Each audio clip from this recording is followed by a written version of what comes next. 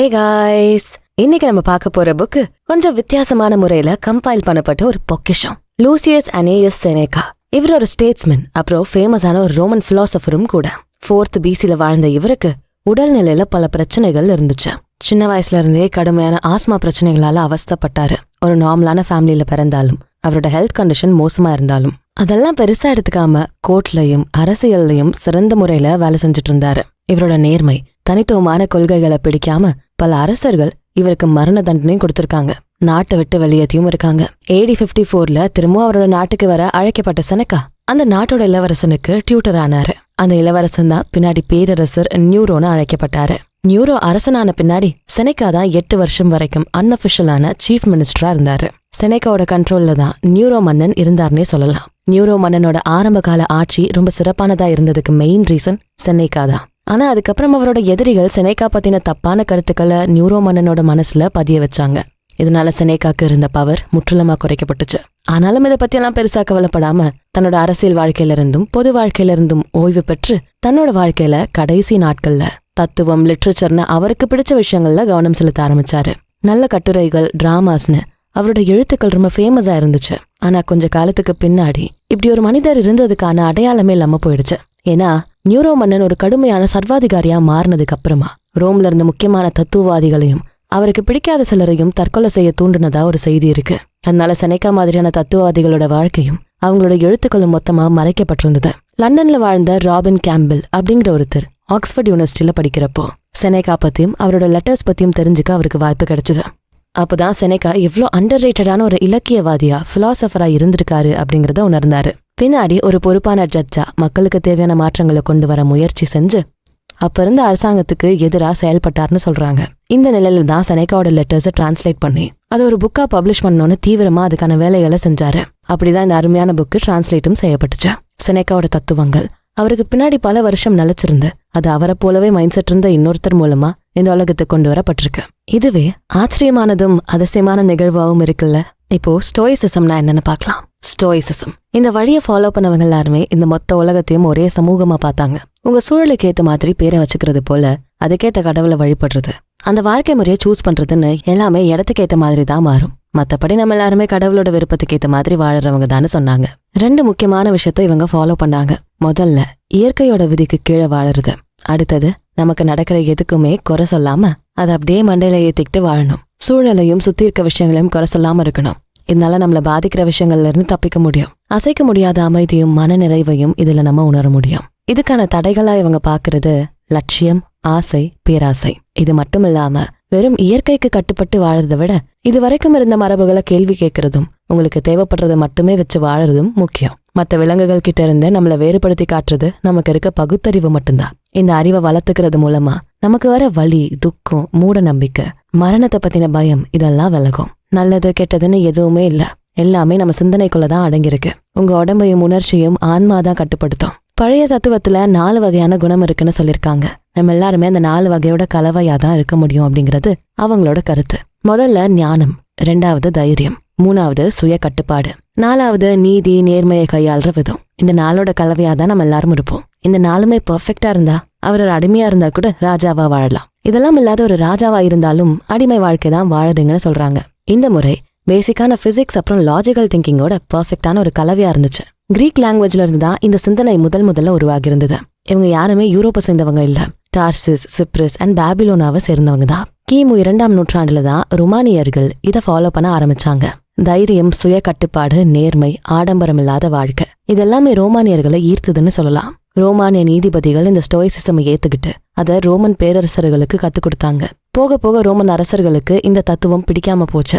ஏன்னா ஸ்டோயிசிசமை பொறுத்த வரைக்கும் எந்த பதவிக்கும் பொறுப்புக்கும் வேல்யூவே இல்ல, எல்லாரும் மனிதர்கள் தான். ஒரு மனிதரா நீங்க எந்த நிலையில இருந்தாலும் உங்க கடமையை சரியா செய்யணும்னு வெளிப்படையா சொன்னாங்க. இதனால இவங்கள நாடு கடத்த வேண்டிய சூழலுக்கு இவங்க ஆளானாங்க. அடுத்து நம்ம செனேகாவோட பிலாசபிக்கல் கண்ட்ரிபியூஷனை பத்தி தான் பார்க்க போறோம். ரோம் பகுதிகளில் உருவான ஒரு மிக சிறந்த தத்துவம் தான் ஸ்டாய்சிசம். இந்த உலக வாழ்க்கை வாழறதுக்கான அடிப்படையா இந்த தத்துவம் சொல்றது என்னன்னா, உங்க கண்ட்ரோல் இல்லாத விஷயங்களை பத்தி நீங்க கவலைப்படாம இருக்கணும். இதெல்லாம் உங்களால கண்ட்ரோல் பண்ண முடியுதோ இல்ல உங்களோட கண்ட்ரோல்குள்ள வர்ற விஷயங்களை மட்டும்தான் நீங்க யோசிக்கணும். இப்படி ஒரு ராவான ஐடியாவா இருந்த ஸ்டாய்சிசம் நம்ம டெய்லி லைஃப்ல யூஸ் பண்ற மாதிரியான விளக்கத்தோட கொடுத்தது செனேகா தான். அது மட்டும் இல்லாம இயற்கையோட சேர்ந்து வாழறதையும் தைரியம், சுய கட்டுப்பாடு, ஞானம், நீதின்னு அடிப்படையான விளக்கங்களை நம்மளோட அன்றாட வாழ்க்கைக்கு ஏத்த மாதிரி யூஸ் பண்ற வழிகளையும் உருவாக்கி கொடுத்திருக்காரு. ஆபத்தியா அப்படிங்கிற ஸ்டாயிக் ஐடியால உணர்ச்சி இல்லாத நிலை, கோபம், ஆசை, பயம்னு இருக்க உணர்ச்சிகள்ல இருந்து முழுசா வெளியே வர முயற்சி செய்யணும். எந்த ஒரு எமோஷன்ஸும் உங்களை பாதிக்காத அளவுக்கு இருக்கணுங்கிற ஒரு முறை இருந்துச்சு. அதை மாத்தி கருணை, மன்னிப்புன்னு ரொம்பவும் மென்மையான கருத்துக்களோட ஸ்டோயிக் ஐடியாஸா மாத்தினாரு. எல்லா மனிதர்களும் சமம், ஒத்துமையா இருக்கிறதோட அவசியத்தை அவரோட எழுத்துக்கள்ல கொண்டு வந்தாரு. செனேக்காவோட எழுத்துக்கள்ல சில தத்துவங்களும் அந்த காலத்துல நடந்த டிராஜிக் இன்சிடென்ட்ஸையும் எக்ஸ்பிளைன் பண்ணிருக்காரு. லூசியஸ் அப்படிங்கிற ஒருத்தருக்கு செனேக்கா எழுதின லெட்டர்ஸ் மூலமா தான் இந்த எல்லா ஐடியாஸும் நமக்கு தெரிய வந்தது. லூசிலியஸ் செனேக்காவோட க்ளோஸ் ஃப்ரெண்டுன்னு சொல்றாங்க, இல்ல அவரோட சபார்டினேட்டா இருந்தவர் அப்படின்னு சொல்றாங்க. இது எப்படியோ அவருக்கு எழுதப்பட்ட லெட்டர்ஸை சேஃபா வச்சிருந்ததால் தான் இன்னைக்கு நமக்கு ஒரு மாடிஃபைடான ஸ்டோயிக் பிலாசபி பத்தின ஐடியாவே தெரிய வந்திருக்கு. இந்த லெட்டர்ஸ்ல அவருக்கு நடந்த துயரங்கள் மூலமா அவர் நம்பின ஸ்டோயிக் தத்துவத்தையும் சேர்த்து நமக்கு கொடுத்திருக்காரு. இந்த லெட்டர்ஸ்ல மோஸ்ட்லி அப்ப இருந்த ரோமன் சொசைட்டியை பத்தி தான் கிரிட்டிசைஸ் பண்ணிருக்காரு. ரோமன் கல்ச்சர்ல இருந்த ஒரு முக்கியமான தத்துவம் எபிக்யூரியன் பிலாசபி. இது பயம், வலியிலிருந்து விடுபட்டு வாழ்க்கை அமைதியா நிம்மதியா வாழறதுக்கான வழிகளை சொல்றதா இருந்தது. இதை உருவாக்கியவர் எபிக்யூரஸ். ஆனா அப்ப இருந்த ரோமன் மக்கள் இதை தப்பான விதத்துல புரிஞ்சுக்கிட்டாங்க. வெறும் இன்பங்களை மட்டுமே ஃபோக்கஸ் பண்ற வாழ்க்கை வாழணும்னு புரிஞ்சுக்க ஆரம்பிச்சாங்க. ஆனா எபிக்யூரஸ் மிதமான இன்பங்கள் மட்டுமே ஒரு நல்ல வாழ்க்கைக்கு போதும்னு தான் சொல்லியிருந்தாரு. இவங்க பேசிக் ஐடியாவையே மாத்தி வெறும் பிளஷர்ஸை மட்டுமே ஃபோக்கஸ் பண்ற லைஃப் ஸ்டைலை சூஸ் பண்ணாங்க. செனேக்கா இந்த பேசிக் ஐடியாவை புரிஞ்சுக்கிட்டு அதுல இருக்க நல்ல விஷயங்களையும் சேர்த்து இவரோட ஐடியாஸ்ல யூஸ் பண்ணாரு. இவர் ரோமன்ஸோட அரிஸ்டோகிராட்டிக் ஐடியாஸ் மேல நம்பிக்கை இல்லாத நபரா இருந்தாரு. அவங்கள பத்தின கடுமையான விமர்சனங்களையும் அவங்களோட லைஃப்ல இருந்த பிலசாபிக்கல் எத்திக்கல் ப்ராப்ளம்ஸ் பத்தியும் கிரிட்டிசைஸ் பண்ணிருக்காரு. இவரோட எழுத்துக்கள் ரொம்ப சுருக்கமானதா, லாட்டின்ல இருந்த சில்வர் ஏஜை குறிக்கிற விதமா இருக்கும். ரொம்ப சுருக்கமா, அதே சமயம் டீப்பான கான்செப்டோட இருந்த இவரோட எழுத்துக்களை அவ்வளவு சீக்கிரம் யாருமே டிரான்ஸ்லேட் பண்ண முடியாது. பொலிட்டிக்கலான விஷயங்களை பேசிக்கான ஒரு லிட்ரரி ஃபார்முக்கு கொண்டு வர முயற்சி செஞ்சாரு. அதனால இவரோட எழுத்துக்களை இன்னும் டீப்பா என்ஹான்ஸ் பண்ணவும் படிக்கிறவங்களுக்கு ஈஸியா இருக்கணும் அப்படிங்கிறதுக்காகவும் பேச்சு வழக்கு முறையை யூஸ் பண்ணாரு. அது மட்டும் இல்லாம எதிர் சொற்களை அதிகமா யூஸ் பண்றது, முரண்பாடான வார்த்தைகளை வச்சு புரிய வைக்கிறதுன்னு பல விதமான கஷ்டமான ஐடியாஸை ஈஸியா மக்களுக்கு புரியுற மாதிரி கொடுக்க ட்ரை பண்ணிருக்காரு. குவிண்டலியன் மாதிரியான சில கிரிட்டிக்ஸ் இவரோட ஸ்டைல் அந்த தத்துவத்தோட பலத்தை குறைக்கலாம், அதோட இன்டென்சிட்டியை இன்னும் கம்மியாக்கலாம்னு சொல்லியிருக்காங்க. இருந்தாலும் ஒரு நார்மல் பர்சனுக்கு யூஸ் ஆகுற மாதிரியும் அவங்க டெய்லி லைஃப்ல நடக்கிற விஷயங்களை டிஸ்கஸ் பண்ற மாதிரியான இவரோட எழுத்துக்கள் காலத்தை தாண்டி இன்னைக்கும் நமக்கு யூஸ் ஆகுது. இவரோட எழுத்துக்கள் ஏர்லி கிறிஸ்டியன் ரைட்டர்ஸ் அப்புறம் மறுமலர்ச்சி சிந்தனையாளர்கள் மத்தியில பெரிய தாக்கத்தை உருவாக்கி இருந்துச்சு. இவரோட ஐடியாஸ் டான்டே, மாண்டாக்னே அண்ட் எராஸ்மஸ் போன்ற பெரிய எழுத்தாளர்களுக்கு ஒரு இன்ஸ்பிரேஷனா இருந்திருக்குன்னு சொல்லலாம். யூரோப்போட மறுமலர்ச்சி எழுத்தாளர்கள்னு சொல்லப்படுற இவங்க எல்லாருமே வெவ்வேறு காலகட்டத்தை சேர்ந்தவங்க. இருந்தாலும் இவங்களோட ஐடியாஸ்ல பகுத்தறிவு, தனிப்பட்ட மனிதர்களோட முன்னேற்றம், நம்பிக்கை, இந்த உலக வாழ்க்கையில ஒரு தனி மனிதனோட பங்கு என்ன அப்படிங்கிற மாதிரியான கருத்துக்கள் அதிகமா உருவாக ஆரம்பிச்சது. இவங்களோட இந்த எழுத்துக்களுக்கு செனேக்கோட ஐடியாஸும் ஒரு இன்ஸ்பிரேஷனா இருந்திருக்கு. அடுத்தடுத்த ஜெனரேஷன்ல வந்தவங்க இவரோட தத்துவத்தை எதிர்த்தாலும் ஆரம்ப கால கிறிஸ்டியன்ஸ் இவரோட கொள்கைகளை ஏத்துக்கிட்டாங்கன்னு தான் சொல்லணும். ஜெரோம், லாக்டான்டியஸ் அண்ட் ஆகஸ்டீன் போன்ற எழுத்தாளர்கள் இவரை மேற்கோள் காட்டியிருக்காங்க. சென்ட் பாலுக்கும் செனேக்காவுக்கும் நடந்த கடித பரிமாற்றம் அவர் ஒரு புனிதரா அறிவிக்க வச்சது. வெஸ்டர்ன் யூரோப்ல அரிஸ்டாட்டில் வர வரைக்கும் செனேக்காவோட பாதிப்பு எல்லாருக்கும் இருந்ததுன்னு சொல்லலாம். அதுக்கப்புறம் அவரோட எழுத்துக்களை மறைச்சுதான் வைக்க நினைச்சாங்க. பிரிண்டிங் டெக்னாலஜி உருவாக ஆரம்பிச்சதும் 1472 தான் எராஸ்மஸ் இவரோட பதிவுகளை முதல்ல வெளியிட்டாரு. நீரோ மன்னரோட வாழ்க்கையை பத்தி தேடும் போதுதான் செனேக்காவோட எழுத்துக்களை கண்டுபிடிச்சாங்க. செனேக்காவோட ஒழுக்கமான வாழ்க்கையை யாரும் குறை சொல்ல முடியாது. கிறிஸ்டியன் அல்லாதவங்க கூட உங்களோட சொந்த பைபிளை நீங்களே உருவாக்குங்க, அதுக்கு Shakespeare, Seneca, Moses, John and Paul இவங்களோட வார்த்தைகளை யூஸ் பண்ணுங்கன்னு சொன்னாங்க. லேட் எலிசபெத் ஏஜ் 17th செஞ்சுரியோட ஸ்டார்டிங் பீரியடும் செனேக்காவோட பீக்னு சொல்லலாம். இவரோட எழுத்துக்கள்ல இருந்த காம்ப்ளெக்சிட்டியும் அந்த டீப்பான ஐடியாஸும் அவ்வளவு ஈஸியா இங்கிலீஷ்ல டிரான்ஸ்லேட் பண்ண முடியாம இருந்தது. இவரோட பிலாசபிக்கல் ஐடியாஸ்ல இருந்த அந்த சின்ன சின்ன நுவான்சஸை கம்மியாகாம டிரான்ஸ்லேட் பண்றது ஒரு பெரிய சிக்கலாவே இருந்திருக்கு. ஒரு நல்ல டிரான்ஸ்லேஷன்னா ஒரிஜினல் ஐடியாவை மாத்தாம அதே சமயம் படிக்கிறவங்களுக்கு ஈஸியா இருக்க மாதிரியான ஒரு பேலன்ஸை கொண்டு வரணும். இந்த தொகுப்புல அப்படிப்பட்ட சில லெட்டர்ஸை மட்டும்தான் ஃபோக்கஸ் பண்ணி டிரான்ஸ்லேட் பண்ணிருக்காங்க. அந்த லெட்டர்ஸோட தமிழாக்கத்தை தான் இந்த ஆடியோ பதிவுல நீங்க கேட்க போறீங்க. ஒரு ரோமன் பிலாசபரோட ஐடியாஸை எக்ஸ்க்ளூசிவா நீங்க புரிஞ்சுக்கிற மாதிரியான தமிழ்ல தொகுத்து கொடுத்திருக்கோம். கிட்டத்தட்ட 2000 வருஷத்துக்கு முன்னாடி இருந்த ஒருத்தர் எழுதின வாழ்க்கை தத்துவங்களை உங்களுக்கு யூஸ் ஆகுற விதத்துல ஒரு தொகுப்பா கொடுத்திருக்கோம். அடுத்த செக்ஷன்ஸ்ல செனேக்காவோட லெட்டர்ஸ்லயே முக்கியமானதை மட்டும் பார்க்க போறோம். ஏன்னா பல கடிதங்கள் நம்ம கிட்ட இப்ப இல்லாமலே போயிருச்சு. அதுல சில கடிதங்கள் மட்டும்தான் நமக்கு கிடைச்சிருக்கு. அதுக்கும் சரியான முறையில டிரான்ஸ்லேஷன் செய்ய முடியாம போனதால ரொம்ப கம்மியான கடிதங்கள் தான் இந்த தொகுப்புல நாங்க கொடுத்திருக்கோம். செனேக்கா அவரோட நண்பரான லுசிலியஸ் கூட இன்டராக்ட் பண்ற மாதிரியான ஸ்டைல்ல இந்த கடிதங்கள் இருக்கு. இது ஒரு முறைசாரா கற்பித்தல் முறைன்னு சொல்லுவாங்க. அதாவது இப்ப இருக்க மாதிரியான எஜுகேஷன் இல்ல, இன்ஃபார்மலா கட்டுரைகள் கவிதைகள் வழியா ஒரு தத்துவத்தை சொல்றது மூலமா அந்த விஷயத்த அடுத்த தலைமுறைக்கு கடத்துறது அப்படின்னு புரிஞ்சுக்கலாம். தனிப்பட்ட வாழ்க்கை, நாடு, அரசாங்கம், சிந்தனை, ஒழுக்கம், இந்த மாதிரி பல விஷயங்களை இந்த லெட்டர்ஸ் மூலமா நமக்கும் புரிய வச்சிருக்காரு செனேகான்னு சொல்லலாம். சோ அடுத்து செனேகாவோட லெட்டர்ஸ்ல இருந்து இப்ப நம்ம லெட்டர் 2 பார்க்க போறோம். மனசுல அமைதி இல்லாம இருக்கிறதா ஒரு நோய் உருவாகிறதுக்கான முதல் அறிகுறியா இருக்க முடியும். ஒரு ஒழுங்கான மனிதனுக்கான சிறந்த குணம் என்ன தெரியுமா? எந்த இடத்துல இருக்கானோ அங்கே இருந்து வேற யாருமே இல்லைனா கூட அவங்களோட ஓன் கம்பெனியை என்ஜாய் பண்ணி ஹாப்பியா இருக்க முடிஞ்சா அதான் ஒரு மனிதனுக்கான பெஸ்டான விஷயமா இருக்க முடியும். நீங்க வாசிக்கிற புக்ஸ்ல இருந்து கருத்துக்களை ஆழமா பதிய வைக்க நினைச்சா அந்த ரைட்டர்ஸோட நாலேஜை யாரும் குவெஸ்டன் பண்ண முடியாத இடத்துல இருக்க மாதிரியான ஆட்களை சூஸ் பண்ணுங்க. எல்லா இடத்துலயும் இருக்க ஆசைப்படுறது எங்கேயும் நிலையா இருக்க முடியாத ஒரு சூழல்ல இருக்க மாதிரி ஆகும். அதாவது நீங்க உலகம் முழுக்க டிராவல் பண்ணவரா இருந்தாலும் உங்க கூட ஒரு உண்மையான நண்பர் இல்லைன்னா அதுல எந்த யூஸும் இருக்காது. இதே கான்செப்ட் தான் புக்ஸுக்கும் இருக்கு. எல்லா ரைட்டர்ஸோட கான்செப்ட்ஸையும் மேலோட்டமா படிச்சுட்டு நான் பல பேரோட எழுத்துக்களை வாசிச்சிருக்கேன்னு சொல்றது ஒரு நோய்க்கு பல சிகிச்சைகளை ட்ரை பண்ற மாதிரி இருக்கும். எந்த ஒரு ட்ரீட்மெண்ட்டும் உங்களை முழுசா குணப்படுத்தாத. ஒரு புக்கை படிச்சுட்டு அதுல சாட்டிஸ்பாக்சன் கிடைக்கலன்னு அடுத்த புக்குக்கு தாவற வழக்கத்தை வச்சுக்காதீங்க. முடிஞ்ச வரைக்கும் உங்களுக்கு பிடிச்ச 1-2 ஆத்தர்ஸோட ரைட்டிங்ல நல்லா கான்சென்ட்ரேட் பண்ணுங்க. ஒவ்வொரு நாளும் உங்களோட வறுமையை போக்குற விஷயங்களையும் மரணத்தை தைரியமா ஃபேஸ் பண்ண ஹெல்ப் பண்ற பல விஷயங்களையும் தேடி தேடி படிங்க. ஆனா கடைசியா அதுல ஏதோ ஒரு எண்ணத்தை மட்டும் ஸ்ட்ராங்கா உங்க மைண்ட்ல ஃபிக்ஸ் பண்ணுங்க. அப்புறம் அதுக்கான ரெஃபரன்சஸ் தேடி தேடி படிக்க ஆரம்பிங்க.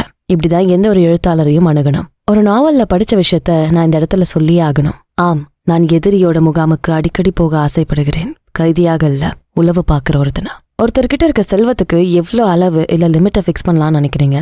முதல்ல அவனுக்கு அத்தியாவசியமா தேவைப்படுறதா அது இருக்கணும். அதுக்கப்புறம் அவனுக்கு போதுமான அளவு தேவையானதை வச்சிருக்கணும். First his essentials, second having what is enough. இது ரெண்டும் தான் ஒருத்தரோட செல்வத்துக்கும் சந்தோஷத்துக்குமான லிமிட்டா இருக்க முடியும். அடுத்து பார்க்க போற லெட்டர் நம்பர் 3. நீங்க ஒருத்தர ஃப்ரெண்டுன்னு சொல்றதுக்கு முன்னாடி அவரை பத்தின ஆழமான எண்ணம் என்ன இருக்குன்னு பாருங்க. நம்ம பொதுவா ஃப்ரெண்டு மாதிரி அப்படிங்கிற அர்த்தத்தை தான் பல பேர்கிட்ட பேசுவோம். எலெக்ஷன்ல நிக்கிறவங்க அன்பான வாக்காள பெருமக்களே அப்படின்னு சொல்ற மாதிரி, பிடிக்காதவங்க கூட ஹலோ ஜென்டில்மேன் அப்படின்னு அட்ரஸ் பண்ற மாதிரியும் நம்ம சில பேரை ஃப்ரெண்ட்ஸ்ன்னு இன்ட்ரடியூஸ் பண்றோம். ஆனா ஒரு பெரிய கூட்ட நெரிசல்ல அவங்களோட முகம் கூட சரியா ஞாபகம் வச்சுக்க முடியாம போகும். உங்களுக்கு நண்பர்களை பத்தியும் உண்மையான நட்பை பத்தியும் சரியான புரிதலே இல்லைன்னு சொல்லலாம்.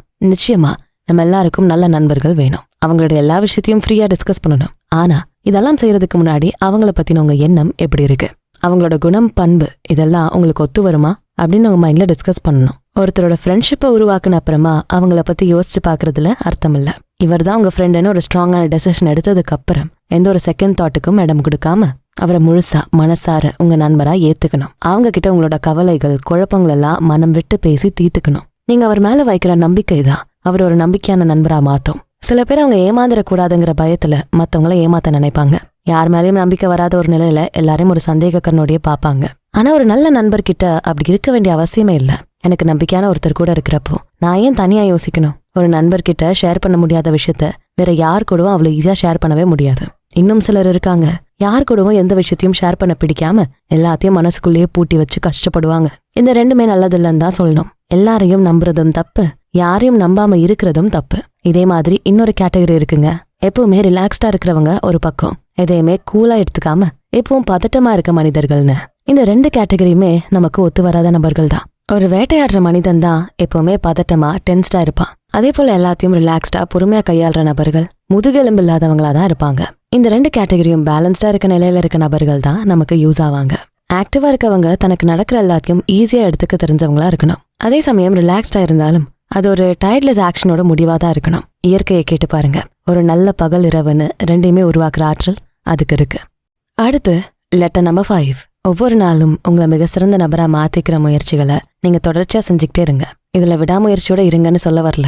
ஆனா நீங்க எது செஞ்சாலும் அதுல முழு முயற்சியோட சந்தோஷமா செய்ய தயாரா இருங்க. உள்ளுக்குள்ள நீங்க எவ்வளவு மாறுபட்ட சிந்தனை உள்ள ஒருத்தரா இருந்தாலும் சரி, உங்களோட வாழ்க்கை தத்துவம் எவ்வளவு சிறந்ததா இருந்தாலும் அது பாப்புலரா இல்லாம போனா அதை ஃபாலோ பண்றதுல எந்த ஒரு அர்த்தமும் இருக்காது. வித்தியாசமான ட்ரெஸ்ஸஸ், ஒழுங்கா ஷேவ் பண்ணாம தாடியெல்லாம் வச்சுக்கிட்டு மத்தவங்க கிட்ட இருந்து உங்களை தள்ளி வைக்கிற எந்த ஒரு ஹேபிட்டையும் லைஃப் ஸ்டைலையும் ஃபாலோ பண்ண வேண்டாம்.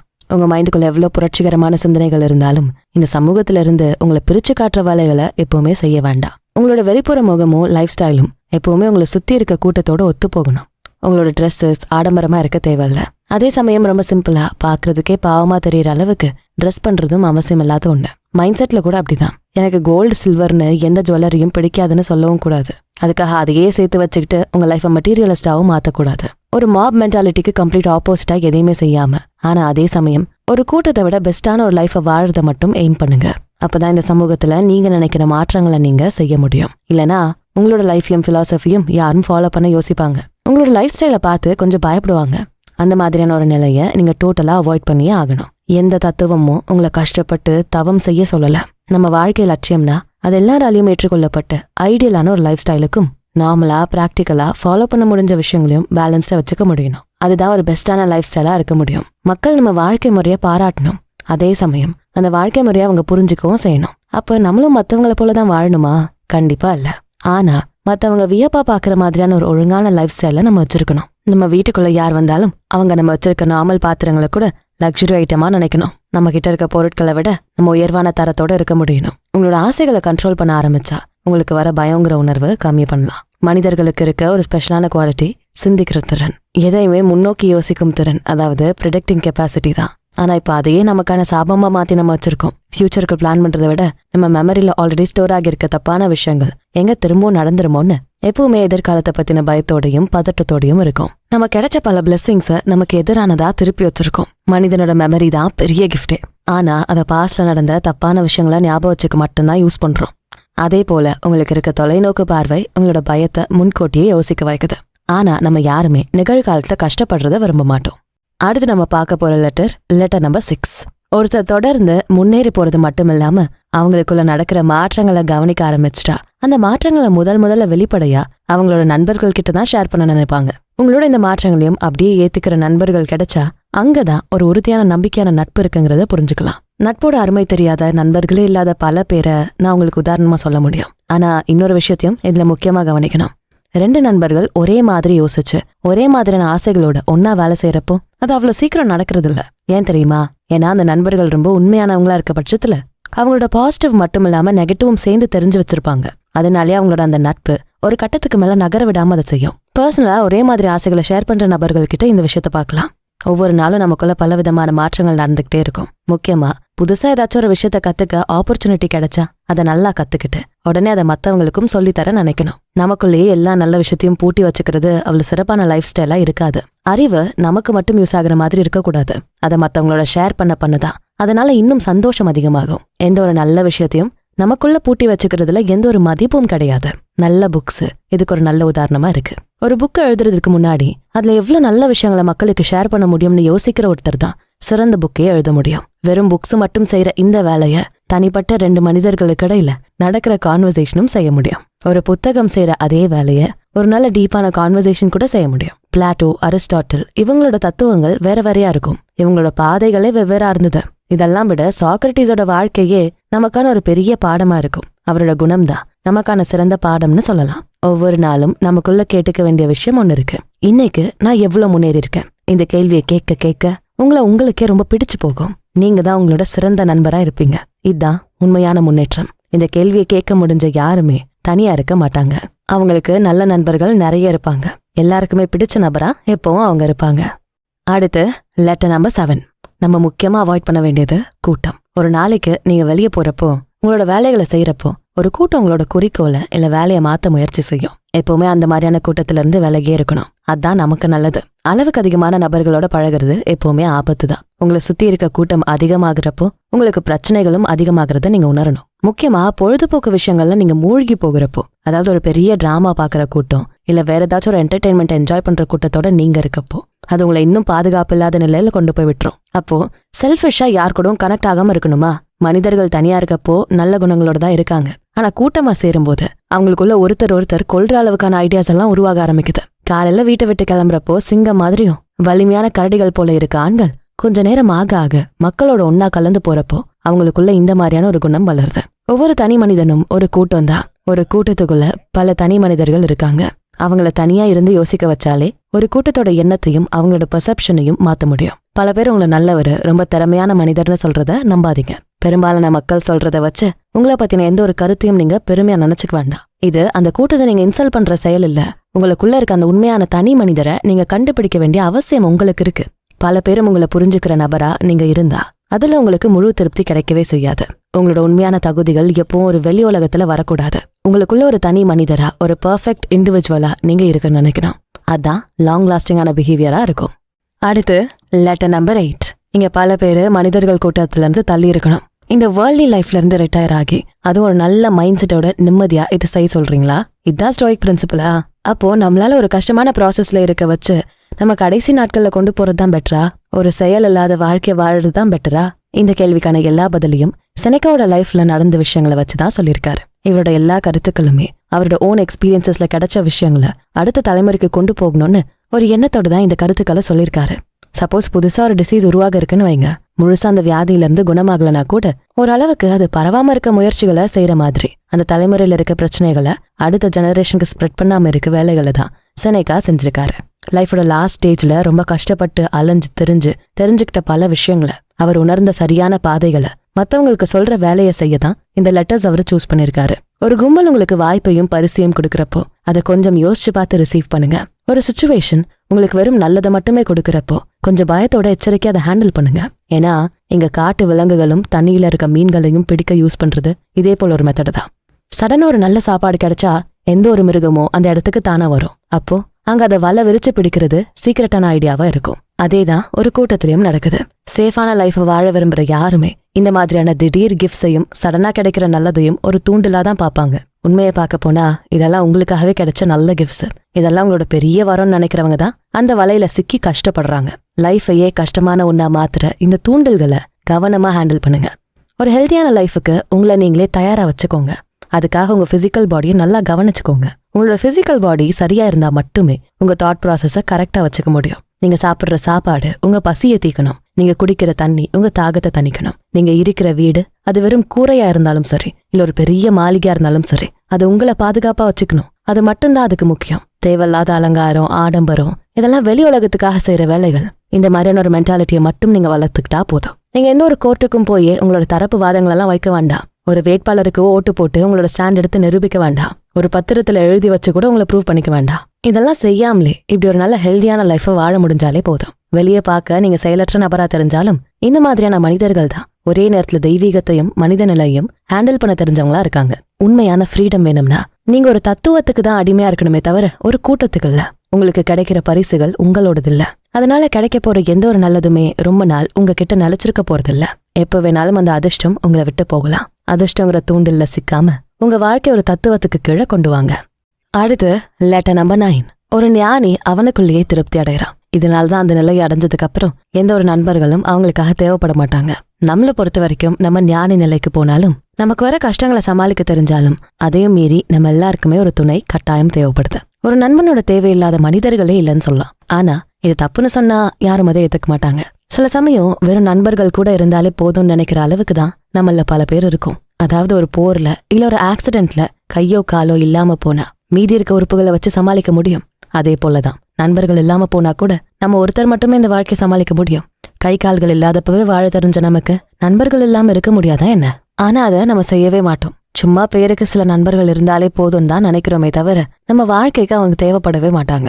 இல்ல ஒரு நண்பரோட இழப்ப பேலன்ஸ்டா வச்சுக்க திறமையும் இருக்கணும். இதை ஏன் திறமைன்னு சொல்றாங்க தெரியுமா? ஒருத்தர் இல்லைன்னா அந்த இழப்பை ஈடு செய்ய உடனே இன்னொருத்தரை ரீப்ளேஸ் பண்ண தெரிஞ்சுக்கணும்.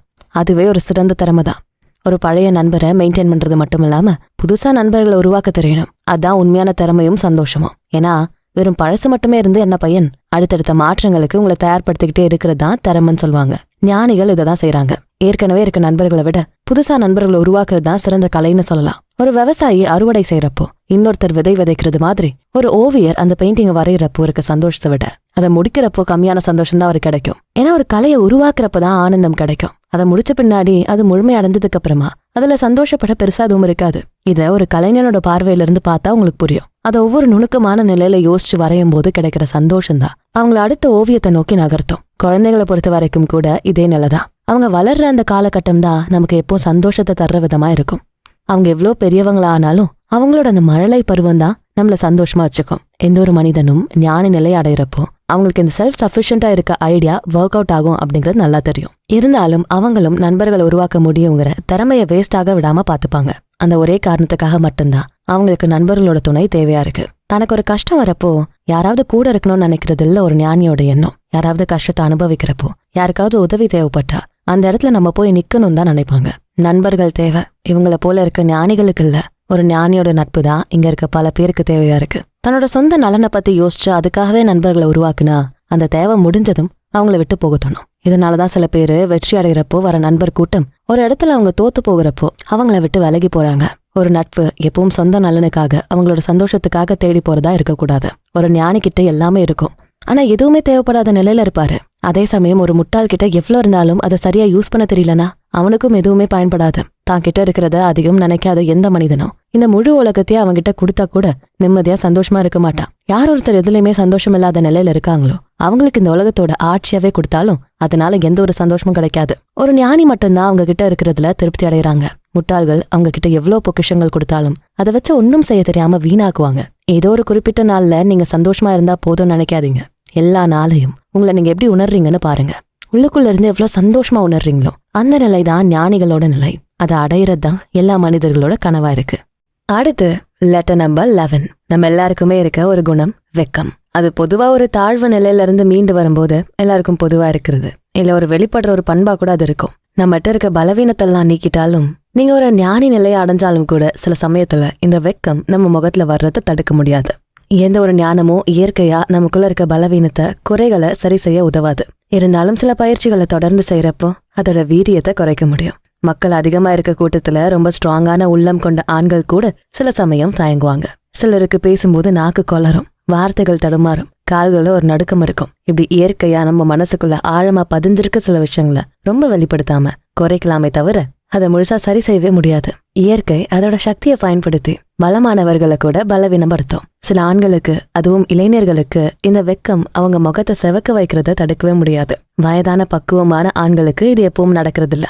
ஆனா கொஞ்சம் வயது குறைந்த ஆண்களுக்கு இந்த வெக்கம் வந்தாலே எதிரில் இருக்கவங்களுக்கு அவங்களோட உள் மனசுல இருக்க விஷயங்கள் கொஞ்சம் வெளிப்படையா தெரியற மாதிரி இருக்கும். ஒரு உயர்ந்த ஞானம் கூட இந்த பலவீனத்தை கம்மி பண்ணாது. பிறவியில ஒருத்தரோட உடல் அமைப்பும் குணமும் ஒரு விதமா இருக்கப்போ சடனா அதை சரி பண்றது யாராலையும் முடியாத காரியம். ப்ரொஃபஷனலா நடக்கிற ஆக்டர்ஸ் கூட எல்லா எமோஷன்ஸையும் கரெக்டா செய்வாங்க. ஆனா தலையை கீழே குனிஞ்சு ரொம்ப நேரம் கீழே பார்த்து அழகா ஒரு வெக்கத்தோட இருக்க ஒரு ஆக்ஷனை யார் எப்ப சொன்னாலும் அதை சரியா செய்ய முடியாது. அது உங்க ஆழ் மனசுல இருந்தாதான் வரும். இந்த லெட்டர்ல இதுக்கான ஒரு கன்க்ளூஷன் இருக்கு. நம்ம எல்லாருமே ஒரு நல்ல மனிதர் மேல பாசம் வச்சு அவருக்கு முன்னாடி நல்லா வாழ்ந்து காட்டணுங்கிற எண்ணத்தோட இருக்கணும். உங்களை பாதுகாக்கவும் ஒழுங்கான வழியில நடத்தவும் அவங்களோட உதவி தேவைப்படும். இந்த மாதிரியான மனிதர்களோட பலம் உங்களோட பலவீனத்தை சரி செய்ய உதவும். உங்க வாழ்க்கைக்கு ஒரு சாட்சியா யாராவது கூடவே வச்சுக்கிட்டா அதனால பல தவறான நடவடிக்கைகள் குறையும். ஒரு நல்ல பர்சனாலிட்டிக்கு அவரை மதிக்கக்கூடிய, அதாவது உங்க தனிப்பட்ட வாழ்க்கைய பியூரா மாத்துற அளவுக்கான ஒருத்தரை உங்க கூட வச்சுக்கிறது அவசியம். அவரோட மதிப்பும் உங்க பர்சனாலிட்டிய நல்ல விதமா அஃபெக்ட் பண்ண முடியும். மனிதர்கள் அவங்களோட எண்ணங்கள்ல கூட மகிழ்ச்சியா இருக்க முடியும். யார் ஒருத்தர் தங்களோட சொந்த பர்சனாலிட்டியை சரி செஞ்சுக்க முடியுதோ அவங்க கூட மகிழ்ச்சியான நபரா தான் இருப்பாங்க. இன்னொருத்தர மதிப்பான இடத்துல வச்சு பார்க்கக்கூடிய யாருமே அவங்களோட மதிப்பையும் மரியாதையும் அதிகப்படுத்திக்க நினைப்பாங்க. அதனால உங்களுக்கான அந்த ஒரு பர்சனாலிட்டியை தேடி கண்டுபிடிங்க. அவர் ரொம்ப கண்டிப்பான மனிதரா இல்லாம பாத்துக்கோங்க. முடிஞ்ச வரைக்கும் உங்களோட கேரக்டரோட ஒத்து போகக்கூடிய நபரா இருக்க மாதிரி தேடுங்க. எப்பவும் உங்களை பாதுகாக்கிற நபராவோ இல்ல உங்களுக்கான ரோல் மாடலாவோ இருக்க மாதிரி வச்சுக்கோங்க. நம்மளோட கேரக்டரை ஜட்ஜ் பண்ண கூட இன்னொருத்தர் தேவைப்படுறாங்க. அவங்கள ஸ்டாண்டர்டா வச்சுதான் நமக்கான குணத்தை மெஷர் பண்ண முடியும். அடுத்து லெட்டர் நம்பர் 12. நம்ம எல்லாருமே ஒரு நாள் வயதானவரா மாறிடுவோம். நம்ம நட்டு வச்ச மரங்கள் பெருசாகலாம். நம்ம கூட இருந்தவங்களோட குழந்தைகள், நம்ம வீட்டுக்கு பக்கத்துல இருந்த சின்ன பசங்க கூட வளர்ந்து பெரியவங்களா மாறலாம். இதெல்லாம் நடக்கிறப்பதான் நமக்கு என்ன வயசாச்சுன்னு யோசிக்க ஆரம்பிப்போம். இது நடக்கிறப்போ நம்ம முதுமைய ஒவ்வொரு பாயிண்ட்லயும் அனுபவிக்க கத்துக்கணும். ஒரு பழம் கூட அது முத்தி போன நிலையில தான் டேஸ்டா இருக்கும். நமக்கும் அந்த வயதான காலம் வரப்பதான் வாழ்க்கை எவ்வளவு அழகானதுன்னு தெரியும். அந்த வயதான காலத்தோட எட்ஜில் நிக்கிறவங்க கூட இந்த சந்தோஷத்தையும் இன்பத்தையும் உணர முடியும். அது சரி, கண்ணுக்கு முன்னாடி மரணம் நிக்கிறப்போ எப்படி இன்பத்தை உணர்றது? வயசானவங்க மட்டுமல்ல, இளைஞர்கள் கூட எப்போ அவங்களுக்கு முன்னாடி மரணம் இருக்கிறத உணர்ந்து வாழணும். நம்மளோட நேரம் எப்ப வேணா வரலாம்னு ஒரு எண்ணம் எல்லார் மனசுலயும் இருக்கணும். இன்னும் ஒரு முக்கியமான விஷயம் என்னன்னா, யாருமே வயசானவங்க கிடையாது. இன்னொரு நாள் இருக்கு நம்புறதே முட்டாள்தனமான ஒண்ணுதான். இயற்கைக்கு மாறான விஷயம். ஒவ்வொரு நாளையுமே முழுசா ஒழுங்கா வாழ தயாரா இருக்கணும். கடவுள் நமக்கு கொடுக்குற ஒவ்வொரு எக்ஸ்ட்ரா நாளையும் அதோட மதிப்பை உணர்ந்து செயல்படணும். அந்த நாளை சந்தோஷமா ஏத்துக்கணும். நான் இன்னைக்கான என்னோட நாளை நல்லா வாழ்ந்து முடிச்சிட்டேன்னு சொல்றவங்களுக்கு அடுத்த ஒரு நாள் சந்தோஷமானதா பல ஆச்சரியங்களை கொண்டுதா இருக்கும். ஒரு கட்டுப்பாட்டுக்குள்ள வாழ்றது மோசமான விஷயம்தான். ஆனா அந்த கட்டுப்பாட்டுக்குள்ளேயும் சுதந்திரமா சந்தோஷமா வாழ முடியும். வாழ்க்கையோட ஒவ்வொரு பக்கத்திலயும் சுதந்திரம் இருக்கப்போ யாரையுமே கைதியா வச்சுக்க முடியாது. என்ன சொன்னாலும் சரி, ஒவ்வொரு நாளும் நமக்கான சொத்து. அதை நம்ம எப்படி வாழறோம்னு யோசிக்கிறது தான் என்னோட பொறுப்பான கடமையா இருக்க முடியும். எந்த விஷயமும் யார் சொன்னான்னு யோசிக்காம என்ன சொல்றாங்கன்னு பார்க்க ஆரம்பிச்சிட்டாலே போதும். நமக்கான எல்லா நல்லதும் தானா நடக்கும். அடுத்து லெட்டர் நம்பர் 15. நம்ம முன்னோர்கள் செஞ்ச ஒரு அருமையான விஷயம் என்ன தெரியுமா? எந்த ஒரு லெட்டர் ஸ்டார்ட் பண்ணாலும் இது எனக்கு நல்ல ஆரோக்கியத்தை தரும்னு நம்புறேன் தான் ஆரம்பிப்பாங்க. அதாவது நம்பிக்கையான வார்த்தைகளோட தான் எதையுமே தொடங்குவாங்க. இந்த வார்த்தைகள் தான் நமக்கான பலம். உங்க பிசிக்கல் பாடி எவ்வளோ ஃபிட்டா இருந்தாலும் சரி, அதனால பெருசா எந்த நன்மையும் நடக்காது. இதுவே உங்க மனசு ஏதாச்சும் ஒரு தப்பான விஷயத்த யோசிக்க ஆரம்பிச்சா, நீங்க எவ்வளவு ஃபிட்டான பாடியோட இருந்தாலும் அது உங்களை பாதிக்கும். அதனால முதல்ல நீங்க கவனம் செலுத்த வேண்டியது ஒரு நல்ல ஹெல்தியான மைண்டுக்கு தான். வெறும் கை கால்கள் ஒழுங்கா எக்ஸசைஸ் பண்ணி பாத்துக்கிறதும் உங்க மசில்ஸை ஸ்ட்ரென்த்தா வச்சுக்கிறதும் பெரிய பலனெல்லாம் தராது. அந்த பலத்தை மட்டும் வச்சு காலமாட்டோட சண்டை போடலாம். உங்க எடை அதிகமாக ஆக அது உங்களோட ஆன்மாவையும் சேர்த்து பாதிக்கும்.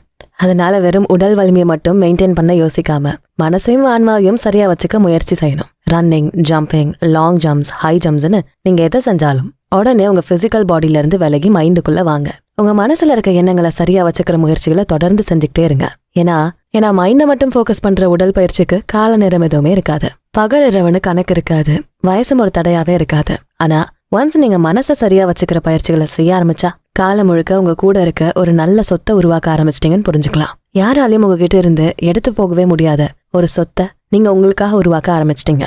எப்பவுமே மாத்திரைகளை மட்டுமே வச்சுக்கிட்டு உங்க ஹெல்த்தை சரியா மெயின்டைன் பண்ற முயற்சிகளை செஞ்சுட்டு இருக்காதீங்க. எல்லாத்துக்கும் ஒரு பிரேக் கொடுத்து உங்க மனசுக்கும் ஒரு ரெஸ்ட் டைம் கொடுங்க. உங்க மனசை ரெஃப்ரெஷிங்கா வச்சுக்கிற பயிற்சிகளை செஞ்சுக்கிட்டே இருங்க. உங்க குரலை மெயின்டைன் பண்ற பயிற்சிகளும் இதுக்குள்ள வரும். மெயினான விஷயம் என்னன்னா, ஒரு பெரிய சண்டையை ஸ்டார்ட் பண்றப்ப கூட ஒரு மெதுவான குரலோட தான் ஆரம்பிப்போம். அதுக்கப்புறம் நேரமாக ஆகதான் நம்ம குரல்ல ஒரு கடுமையும் சத்தமும் அதிகமாகும். பெரிய பெரிய கொள்கைகளும் புரட்சிகளும் ஆரம்பிக்க பல பேர் குரல் கொடுத்திருக்காங்க. உங்க குரல் கூட உங்களோட வாழ்க்கையை நீங்க வாழற முறைய முடிவு செய்யும். நன்றி உணர்வு இல்லாத வாழ்க்கை முட்டாள்தனமானது, பதட்டமானது. முட்டாள்தனமான வாழ்க்கைன்னு சொல்றது எது தெரியுமா? குருட்டுத்தனமான ஆசைகளை வச்சுக்கிட்டு வெறும் கனவுகளை தேடி போற வாழ்க்கை தான் முட்டாள்தனமானது. இந்த மாதிரியான வாழ்க்கை நமக்கு எப்போ நன்மையே செய்யாது. நீங்க லைஃப்ல என்ன சாதிச்சீங்கன்னு அடிக்கடி ஞாபகப்படுத்தி பாத்துக்கோங்க. உங்களுக்கு முன்னாடி இருக்க எல்லாரையும் பாக்குறப்போ உங்களுக்கு பின்னாடி வரவங்களையும் ஒரு நிமிஷம் நினைச்சு பாருங்க. கடவுளுக்கும் உங்களுக்கும் கிடைச்ச இந்த வாழ்க்கைக்கும் எப்போ நன்றியோட இருக்க பாருங்க. மத்தவங்களை பத்தி கூட அதிகம் யோசிக்க வேண்டாம். உங்களை பத்தி இன்னும் கொஞ்சம் ஆழமா யோசிங்க. உங்களை நீங்களே எத்தனை இடங்கள்ல மிஞ்சிருக்கீங்கன்னு பாருங்க. வெறும் ஆடம்பரத்துக்கும் காட்சிகளுக்கும் சாட்சியா இல்லாம எதிர்காலம் எனக்காக என்ன வச்சிருக்குன்னு யோசிக்காம, ஒரு நிச்சயமில்லாத நிலையில எனக்காக என்ன கேட்கணும்னு யோசிக்காம, எனக்கு தேவையான எல்லாமே என்கிட்ட இருக்கு, அப்படி இல்லாம போனா கூட அது எனக்கு கண்டிப்பா கிடைக்கும்னு நம்பணும். இன்னைக்குதான் என்னோட கடைசி நாள். நான் விரும்புறது என்கிட்ட இல்லாம கூட இருக்கலாம். ஆனா என்னைக்காவது ஒரு நாள் அதுவா என்கிட்ட என்ன தேடி வரும். இது வெறும் நம்பிக்கை வார்த்தைகள் இல்ல. இதுதான் என்னோட வாழ்க்கையின் தேடலா இருக்கும். இதுதான் என்னோட உழைப்போட நோக்கமா வச்சுக்க ஆசைப்படுவேன்னு யோசிக்க கத்துக்கணும். அடுத்து லெட்டர் நம்பர் 16.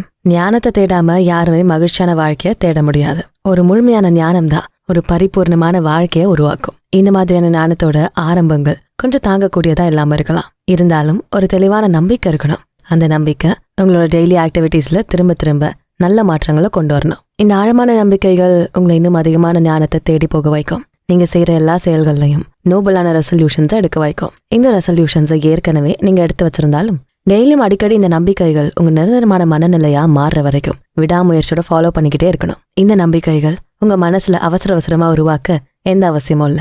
பொறுமையா நிதானமா இந்த நம்பிக்கைகளை ஆழமா வேரூன்றி வைக்கணும். அதான் இந்த லெட்டர்ஸோட நோக்கமா இருக்கும். எல்லாத்தையும் விட நீங்க ஒரு தத்துவமான வாழ்க்கைய நோக்கி முன்னேறி போறீங்களா, இல்ல வெறும் வயசும் வருஷங்களும் மட்டுமே கணக்குல எடுத்துட்டு போறீங்களா அப்படின்னு கவனிச்சு தெரிஞ்சுக்கணும். எந்த ஒரு தத்துவமோ வெறும் விளம்பரத்துக்காக வார்த்தைகளுக்காக ஃபாலோ பண்றது இல்ல. அது ரொம்ப ஆழமான உண்மைகளை கணக்குல வச்சு உங்களுக்கான ஒரு ஸ்பெஷல் பர்சனாலிட்டி உருவாக்குற வழிகளா இருக்கும். ஒருத்தர் என்ன செய்யணும் என்ன செய்யக்கூடாதுன்னு முடிவெடுக்க விடும். ஒரு தலைமை பொறுப்புல வச்சுக்குது.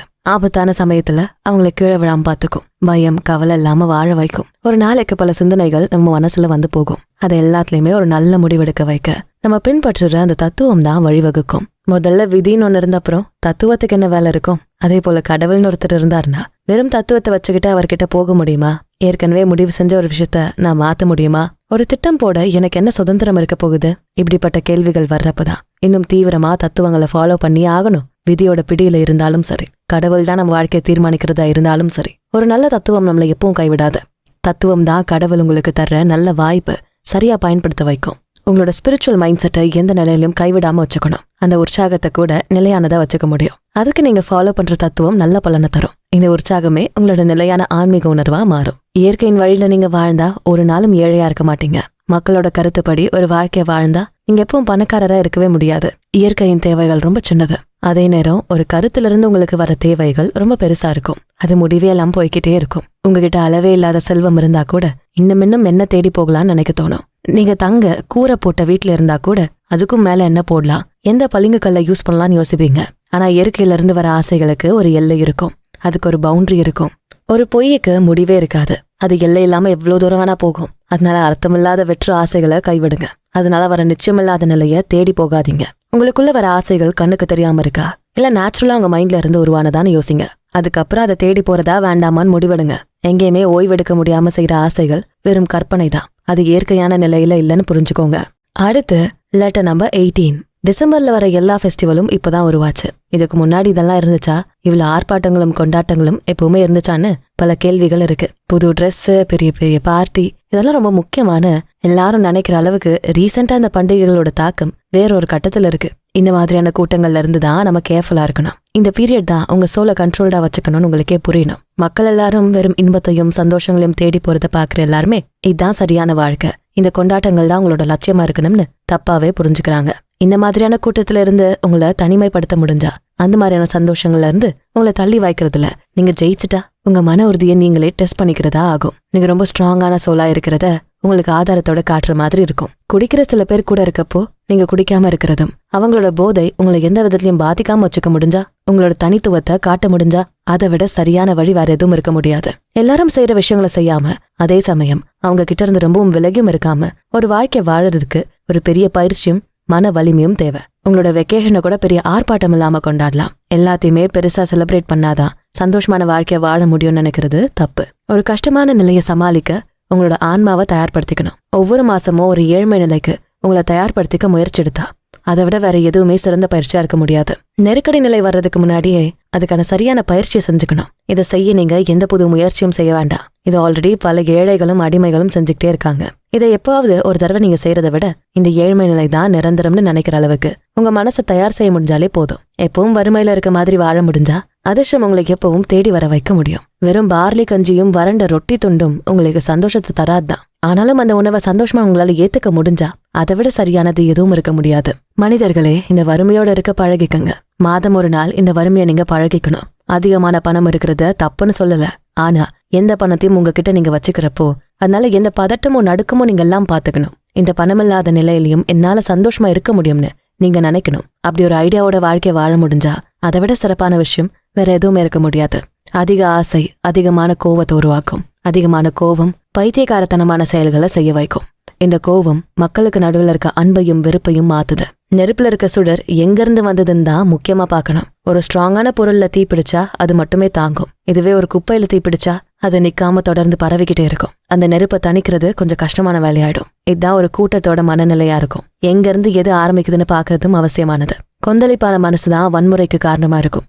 கோபம் கெட்டதுங்கிறதுக்காக அதை தடுக்க வேண்டாம். அது உங்க நல்ல அறிவை தடுக்குங்கிற காரணத்துக்காக அந்த கோபத்தை கைவிடணும்.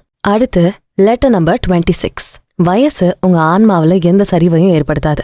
அது வெறும் கெட்டதை மட்டும்தான் குறைச்சிருக்கு. மத்தபடி உங்களோட உடல்ல தான் மாற்றங்கள் உருவாகி இருக்குமே தவிர உங்க உள்ளம் ஆன்மா இன்னும் மெருகேறி போயிருக்கும். முதுமைதான் சிந்திக்க தூண்டும். உங்களால என்ன செய்ய முடியும், எதெல்லாம் செய்ய முடியாதுன்னு யோசிக்க வைக்கும். ஒரு தத்துவத்தை ஆராய வைக்கும். உலகம் உங்களை பத்தி என்ன சொல்லுதுன்னு யோசிக்காம இருக்க முடியும். நம்ம இறுதி காலம் நெருங்கதான் இது வரைக்கும் என்ன செஞ்சோம், எப்படியெல்லாம் நம்ம பொழுத ஓட்டிருக்கோம்னு நினைக்க தோணும். மரணங்கிறது லைஃப்ல ஒரு முறை தான் வரப்போகுது. ஆனா அதுக்காக ஒவ்வொரு நாளும் உங்களை நீங்களே தயாரா வச்சுக்கணும். அதுக்கு உங்களை பழக்கப்படுத்திக்கணும். இதை செய்யறப்போ உங்களோட சுதந்திரம் இன்னும் அதிகமாகிறத உணரலாம். இந்த சுதந்திரம் கட்டுப்பாடு எல்லாமே அடங்கி போற இடம் ஒண்ணு இருக்கு. அதான் அன்பு. அன்பு மட்டும்தான் எல்லாத்தையும் எடுத்துக்கிற மனப்பக்குவத்தை கொடுக்கும். எப்பயாவது நீங்க செய்ய வேண்டியதை உடனே செய்ய நினைச்சா அது அன்பை வெளிப்படுத்துற விதமா இருக்க மாதிரி பாத்துக்கங்க. அடுத்து லெட்டர் நம்பர் 33. இந்த ஸ்டோயிக் தத்துவங்கள் எப்பவுமே தனித்தன்மையானதா இல்ல. ஒரு காட்டுல இருக்க எல்லா மரங்களும் உயரமானதுதான். அதே போலதான் இந்த எல்லா தத்துவத்திலையும் ஸ்டோயிக்கும் ஒண்ணு. உங்களை சுத்தி இருக்க எல்லாமே ஈக்குவலான ஒன்னா இல்லாதப்பதான் வித்தியாசமானதை பத்தின சிந்தனை அதிகமாகும். புதுசா எதையுமே யோசிக்காம எதை பத்தின தீவிரமான எண்ணமும் இல்லாம யாரோ ஒருத்தருக்கு பின்னாடி ஒளிஞ்சிருக்க நிலையில இருக்கவங்கள எப்பவுமே அவங்க கத்துக்கிட்ட எந்த பெரிய விஷயத்தையும் சரியா யூஸ் பண்ண முடியாம போகும். உங்க மனசுல இருக்க விஷயம் எல்லாமே சரியானதா இருக்கணும்னு அவசியம் இல்ல. அது உங்க மெமரியில இருக்க விஷயமா கூட இருக்கலாம். எவ்வளவு காலம் நீங்க ஒரு விஷயத்த கத்துக்கிட்டே இருக்க போறீங்க. எப்பயாவது அதை யாருக்காவது சொல்லி கொடுக்குற நிலைக்கு உங்களை கொண்டு போங்க. கடந்த காலத்துல கண்டுபிடிச்ச விஷயங்களை மட்டுமே வச்சிருந்தா புதுசா எதையும் கண்டுபிடிக்க முடியாது. அதே போல ஒருத்தர் சொல்றதை ஃபாலோ பண்ற வேலையை மட்டுமே செய்யறவங்க புதுசா எந்த கருத்தும் உருவாக்கவே முடியாது. அப்போ உங்க முன்னோர்கள் கண்டுபிடிச்ச வழியை மட்டுமே யூஸ் பண்ணிட்டு இருக்க போறீங்களா, இல்ல அதுல உங்களுக்கான ஒரு சிம்பிளான வழியை நீங்க உருவாக்க போறீங்களா? நமக்கு முன்னாடி வாழ்க்கை பாதையை கண்டுபிடிச்சவங்க நமக்கான தலைவர்கள் தான். அவங்களே உங்க முதலாளிகள் இல்ல. அவங்க சொன்னதை மட்டும்தான் ஃபாலோ பண்ணணும்னு அவசியம் இல்ல. உண்மை எப்பவும் திறந்தே இருக்கும். சத்தியம் யாரோ ஒருத்தருக்கு மட்டுமே சொந்தமானது இல்ல. நமக்கு அடுத்து வரப்போற ஜெனரேஷனும் அந்த உண்மையை தெரிஞ்சுக்கிறதுல அதுல புது வழிகளை உருவாக்குறதுல நிறையவே பங்கு இருக்கு. அடுத்து லெட்டர் நம்பர் 40. உங்ககிட்ட இருந்து பிரிஞ்சு போன ஒரு நண்பரோட போட்டோ கிடைச்சா எவ்வளவு சந்தோஷமா இருக்கும். அதை விட அவர் உங்களுக்கு எழுதின ஒரு லெட்டர் எவ்வளவு சந்தோஷத்தை தரும் தெரியுமா? அந்த லெட்டர்ல இருக்க வார்த்தைகள் அவரோட குரலை ஞாபகப்படுத்தும். அவரோட சொந்த அடையாளத்தை உங்க கண்ணு முன்னாடி கொண்டு வந்து காட்டும். இதே போலதான் ஒரு தத்துவ ஞானியோட பேச்சும் உங்களுக்கு சந்தோஷத்தை தரணும். வெறும் சந்தோஷம் மட்டும் இல்லாம அந்த வார்த்தைகளை சொல்றவரோட வாழ்க்கையும் ஒழுங்கானதா உங்களுக்கு யூஸ் ஆகுறதா இருக்கணும். சத்தியத்தை மட்டுமே பேசுற வார்த்தைகள் எந்த அலங்காரமும் இல்லாம இருக்கணும். நிறையவே வித்தியாசம் இருக்கணும். ஒரு மருந்த பாதியிலே நிறுத்திட்டா அதனால எந்த பலனும் இருக்காது. அதே போலதான் எந்த ஒரு நல்ல பேச்சும் ஒரு மனசை ஆழமா போய் சேரணும்.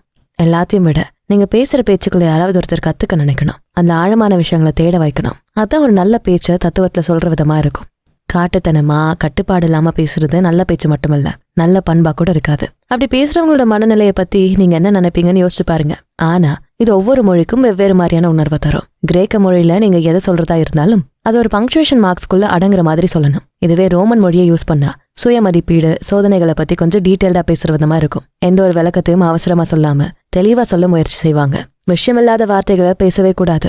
எந்த ஒரு வார்த்தையும் ஒரு விஷயத்த தெளிவா வளர்க்கணும். அப்பதான் அந்த வார்த்தைக்கான உண்மையான அர்த்தம் வெளிப்படும். தைரியமா பேசுறதை விட ஒரு கட்டுப்பாடான பேச்சு உங்களுக்குள்ள இருக்க ஞானத்தை வெளிப்படுத்துற விதமா இருக்கும். எந்த ஒரு ஞானிக்கும் அடக்கமான பேச்சு சிறந்த நடைமுறையா இருக்கும். இதுல இருந்து நீங்க தெரிஞ்சுக்க வேண்டியது என்னன்னா, எதையுமே மெதுவா நிறுத்தி நிதானமா பேசுற நபரா நீங்க இருக்கணும். அடுத்து லெட்டர் 41. நல்ல புரிதலை தேடுறதை விட நல்ல முயற்சியோட இருக்க முடிஞ்சா நீங்க எப்பவும் சிறப்பானதை மட்டுமே செய்வீங்க. கடவுளை ரீச் பண்ண நீங்க சொர்க்கத்தை பார்த்து கையை நீட்ட வேண்டிய அவசியம் இல்ல. கடவுள் உங்களுக்குள்ள இருக்காரு. நம்ம எல்லாருக்குள்ளயும் ஒரு தெய்வீகம் இருக்கு. அது உங்களை எல்லா நல்லது கெட்டதுல இருந்தும் காப்பாத்தும். உங்களுக்குள்ள கடவுள் இல்லாம எந்த மனிதனும் நல்லவனா இருக்கவே முடியாது. கடவுள் தன்மை இல்லாம எந்த உன்னதமான முயற்சியும் உங்களால செய்ய முடியாது. உங்களுக்குள்ள இருக்க கடவுள் தான் எல்லா சிறப்பான செயலையும் செய்ய வைக்கிறாங்க. எல்லா மனிதனுக்குள்ளேயும் அந்த கடவுள் தன்மை நிலையானதா இருக்கும். அதை வெளிப்படுத்துற விதம் தான் மாறுமே தவிர எல்லாருக்குமே அது பொதுவானதா தான் இருக்கும். எந்த ஒரு இருட்டான பாறைக்குள்ளேயும் ஒரு சின்ன வெளிச்சம் பரவி இருக்கும். இதை எந்த மனிதனும் செய்ய முடியாது. ஒரு கடவுள் தன்மை தான் இதை சரியா ஈஸியா செய்ய முடியும். ஒரு பெரிய நதி ஒரு சின்ன இடத்துல இருந்து தான் வெடிச்சு வெளியே வரும். அந்த இடத்த நம்ம எப்பவுமே உருவாக்க முடியாது. பதட்டமில்லாத ஆசைகளை கடந்த ஒரு மனிதனை பார்க்க முடிஞ்சா அவர்கிட்ட இருக்க அந்த அமைதியான உணர்வு உங்களுக்குள்ள வர்றதை உணர முடியுமா? ஒரு குதிரை இன்னொரு குதிரை கிட்ட இருந்து வேறுபடுத்தி காட்டுறது அது மேல இருக்க அலங்காரம் இல்ல, அதோட உண்மையான சக்தி தான். அதே போலதான் ஒரு சிங்கம் அழகா கம்பீரமா இருக்கிறதால எந்த பலனும் இல்ல. அது சுதந்திரமா வேட்டையாடுறதுலதான் அதுக்கான மதிப்பே இருக்கும். தங்க திராட்சையால யாருக்காவது ஏதாச்சும் பலன் இருக்கு? அதோட சுவைதான் அதை சிறந்த திராட்சையா மாத்தும். அதே போலதான் உங்க ஆன்மாவோட பலம் தான் உங்களுக்கான அலங்காரமா இருக்கணும். அதை தவிர வேற எந்த பிசிக்கல் அப்பியரன்ஸும் இயற்கையா உங்க உடம்புல இருக்க அழகும் உங்களை சிறப்பான மனிதரா காட்டாது. அழகான வீடு, தோட்டம், வேலை செய்ய ஆட்கள் இதெல்லாம் ஒரு மனிதரை சிறப்பான அழகான நபரா மாத்தாது. அவனோட ஆன்மா சரியா இருக்கணும். மனிதர்கள் எல்லாருமே பகுத்தறிவுள்ள மிருகங்கள் தான். அவங்க வாழ்க்கையோட அர்த்தத்தை தேடுறப்போ அதுல இருக்க அழக புரிஞ்சுக்கிறப்பதான் அவங்க இன்னும் அழகா தெரியுறாங்க. இந்த உலகத்துல இருக்க பைத்தியகாரத்தனத்தை வச்சு எல்லாருமே அவங்களோட இயல்புல இருந்து விலகியே இருக்காங்க. ஒரு கூட்டமே அவங்க இன்ஃபுளுன்ஸ் பண்ண நினைச்சா அதுல இருந்து எப்படி தப்பிக்க முடியும்? அடுத்து லெட்டர் 105. எப்பவும் பாதுகாப்பா இருக்கிறது எப்படின்னு இந்த லெட்டர்ல சொல்ல போறேன். மனிதர்களே அழிச்சுக்கிற விஷயங்கள் சிலது இருக்கு. பொறாம, வெறுப்பு, பயம், அவமரியாதை, இப்படி பல விஷயங்கள் மூலமா அவங்களே அழிச்சுக்கிற நிலை இருக்கு. இன்சல்ட் பண்றதும் அதை ஃபேஸ் பண்றதும் இதுல ரொம்ப முக்கியமான ஒன்னா இருக்கு. இதனாலதான் பாதுகாப்பு இல்லாத மனநிலையில பல பேர் சிக்கியிருக்காங்க. எல்லாருமே ஒரு சேஃபான நபருக்கு பின்னாடியோ இல்ல ஒரு சேஃபான பிளேஸ்க்கு பின்னாடியோ அவங்கள மறைச்சு வச்சு வாழ நினைக்கிறாங்க. ஒருத்தர் நமக்கு பிடிக்காம போனா முதல்ல அவங்கள அவமானப்படுத்துற வேலையை தான் செய்ய நினைப்போம். அவங்களை ஏறி மிதிச்சுட்டு போய்கிட்டே இருப்போம். அவமானத்தை உணராத மனிதனே இல்ல. அதை ஏத்துக்கிற பக்குவம் இருக்க மனிதனை உங்களால எதுவுமே செய்ய முடியாது. சண்டையில போர்ல கூட கீழே விழுந்து கிடக்கிறவங்க கிட்ட யாரும் சண்டை போட நினைக்க மாட்டாங்க. மத்தவங்களை தூண்டுற மாதிரியான எந்த ஒரு பொருளும் உங்ககிட்ட இல்லாம போனா மத்தவங்க உங்க மேல பொறாமப்படாம இருப்பாங்க. உங்களோட சாட்டிஸ்பாக்சனை உங்ககிட்டயே இருக்க வச்சுக்கிட்டா யாருமே உங்களை நெருங்க முடியாது. மத்தவங்களோட பொறாம உங்களை நெருங்க விடாம பாத்துக்கிறதே ஒரு கலை தான். ஒரு சிம்பிளான ட்ரிக்கை ஃபாலோ பண்ணிட்டு அதை வச்சு உங்களோட சேஃபான இடத்துல வச்சுக்க நினைச்சா இந்த முறையை நீங்க ஃபாலோ பண்ணலாம். இதனால யாரையும் வேணும்னே தூண்டுற வேலையை நீங்க செய்ய மாட்டீங்க. அவங்களோட வெறுப்பையும் நீங்க சம்பாதிக்க தேவையில்ல. பொதுவா எல்லாருக்கும் பிடிச்ச வாழ்க்கை வாழறவங்களுக்கும் மத்தவங்க விரும்புற பொருட்களை வச்சுக்கிறவங்களுக்கும் தான் இந்த பொறாமையும் வெறுப்பும் ரொம்ப மோசமான விளைவை உருவாக்கும். ரொம்ப கம்மியான செல்வம் ஒரு நார்மலான லைஃப்ல வாழறவங்களுக்கு இந்த மாதிரியான எந்த வெறுப்பும் உணர தேவையே இல்ல. ஒருத்தர் மனசுக்குள்ள இருக்க பயத்தை தூண்டி நீங்க மன அமைதியா அனுபவிக்க முடியாது.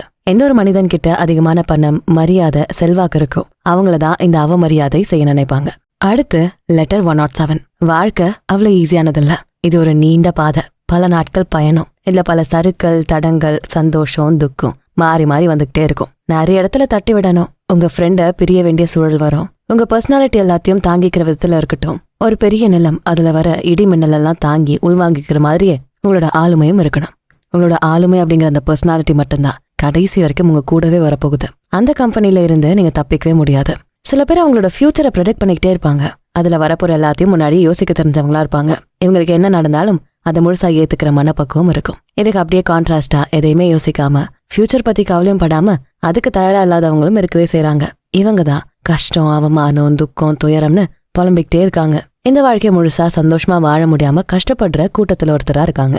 எந்த ஒரு நிகழ்வும் உங்களை ஆச்சரியத்துக்கு உள்ளாக்காம பாத்துக்கிறது தான் நல்லது. நமக்கு அறிமுகம் இல்லாத விஷயங்கள் தான் நம்மள கலவரப்படுத்தும். ஏற்கனவே இதை நடக்கணும் ஒரு ஐடியாவோட வாழ்க்கையை எதிர்கொள்ற எல்லாருக்குமே எந்த ஒரு கஷ்டமும் பாதிக்காம பாத்துக்க முடியும். அந்த கஷ்டமான நேரத்தை சமாளிக்கிற வழிகளையும் சேர்த்துதான் யோசிச்சிருப்பாங்க.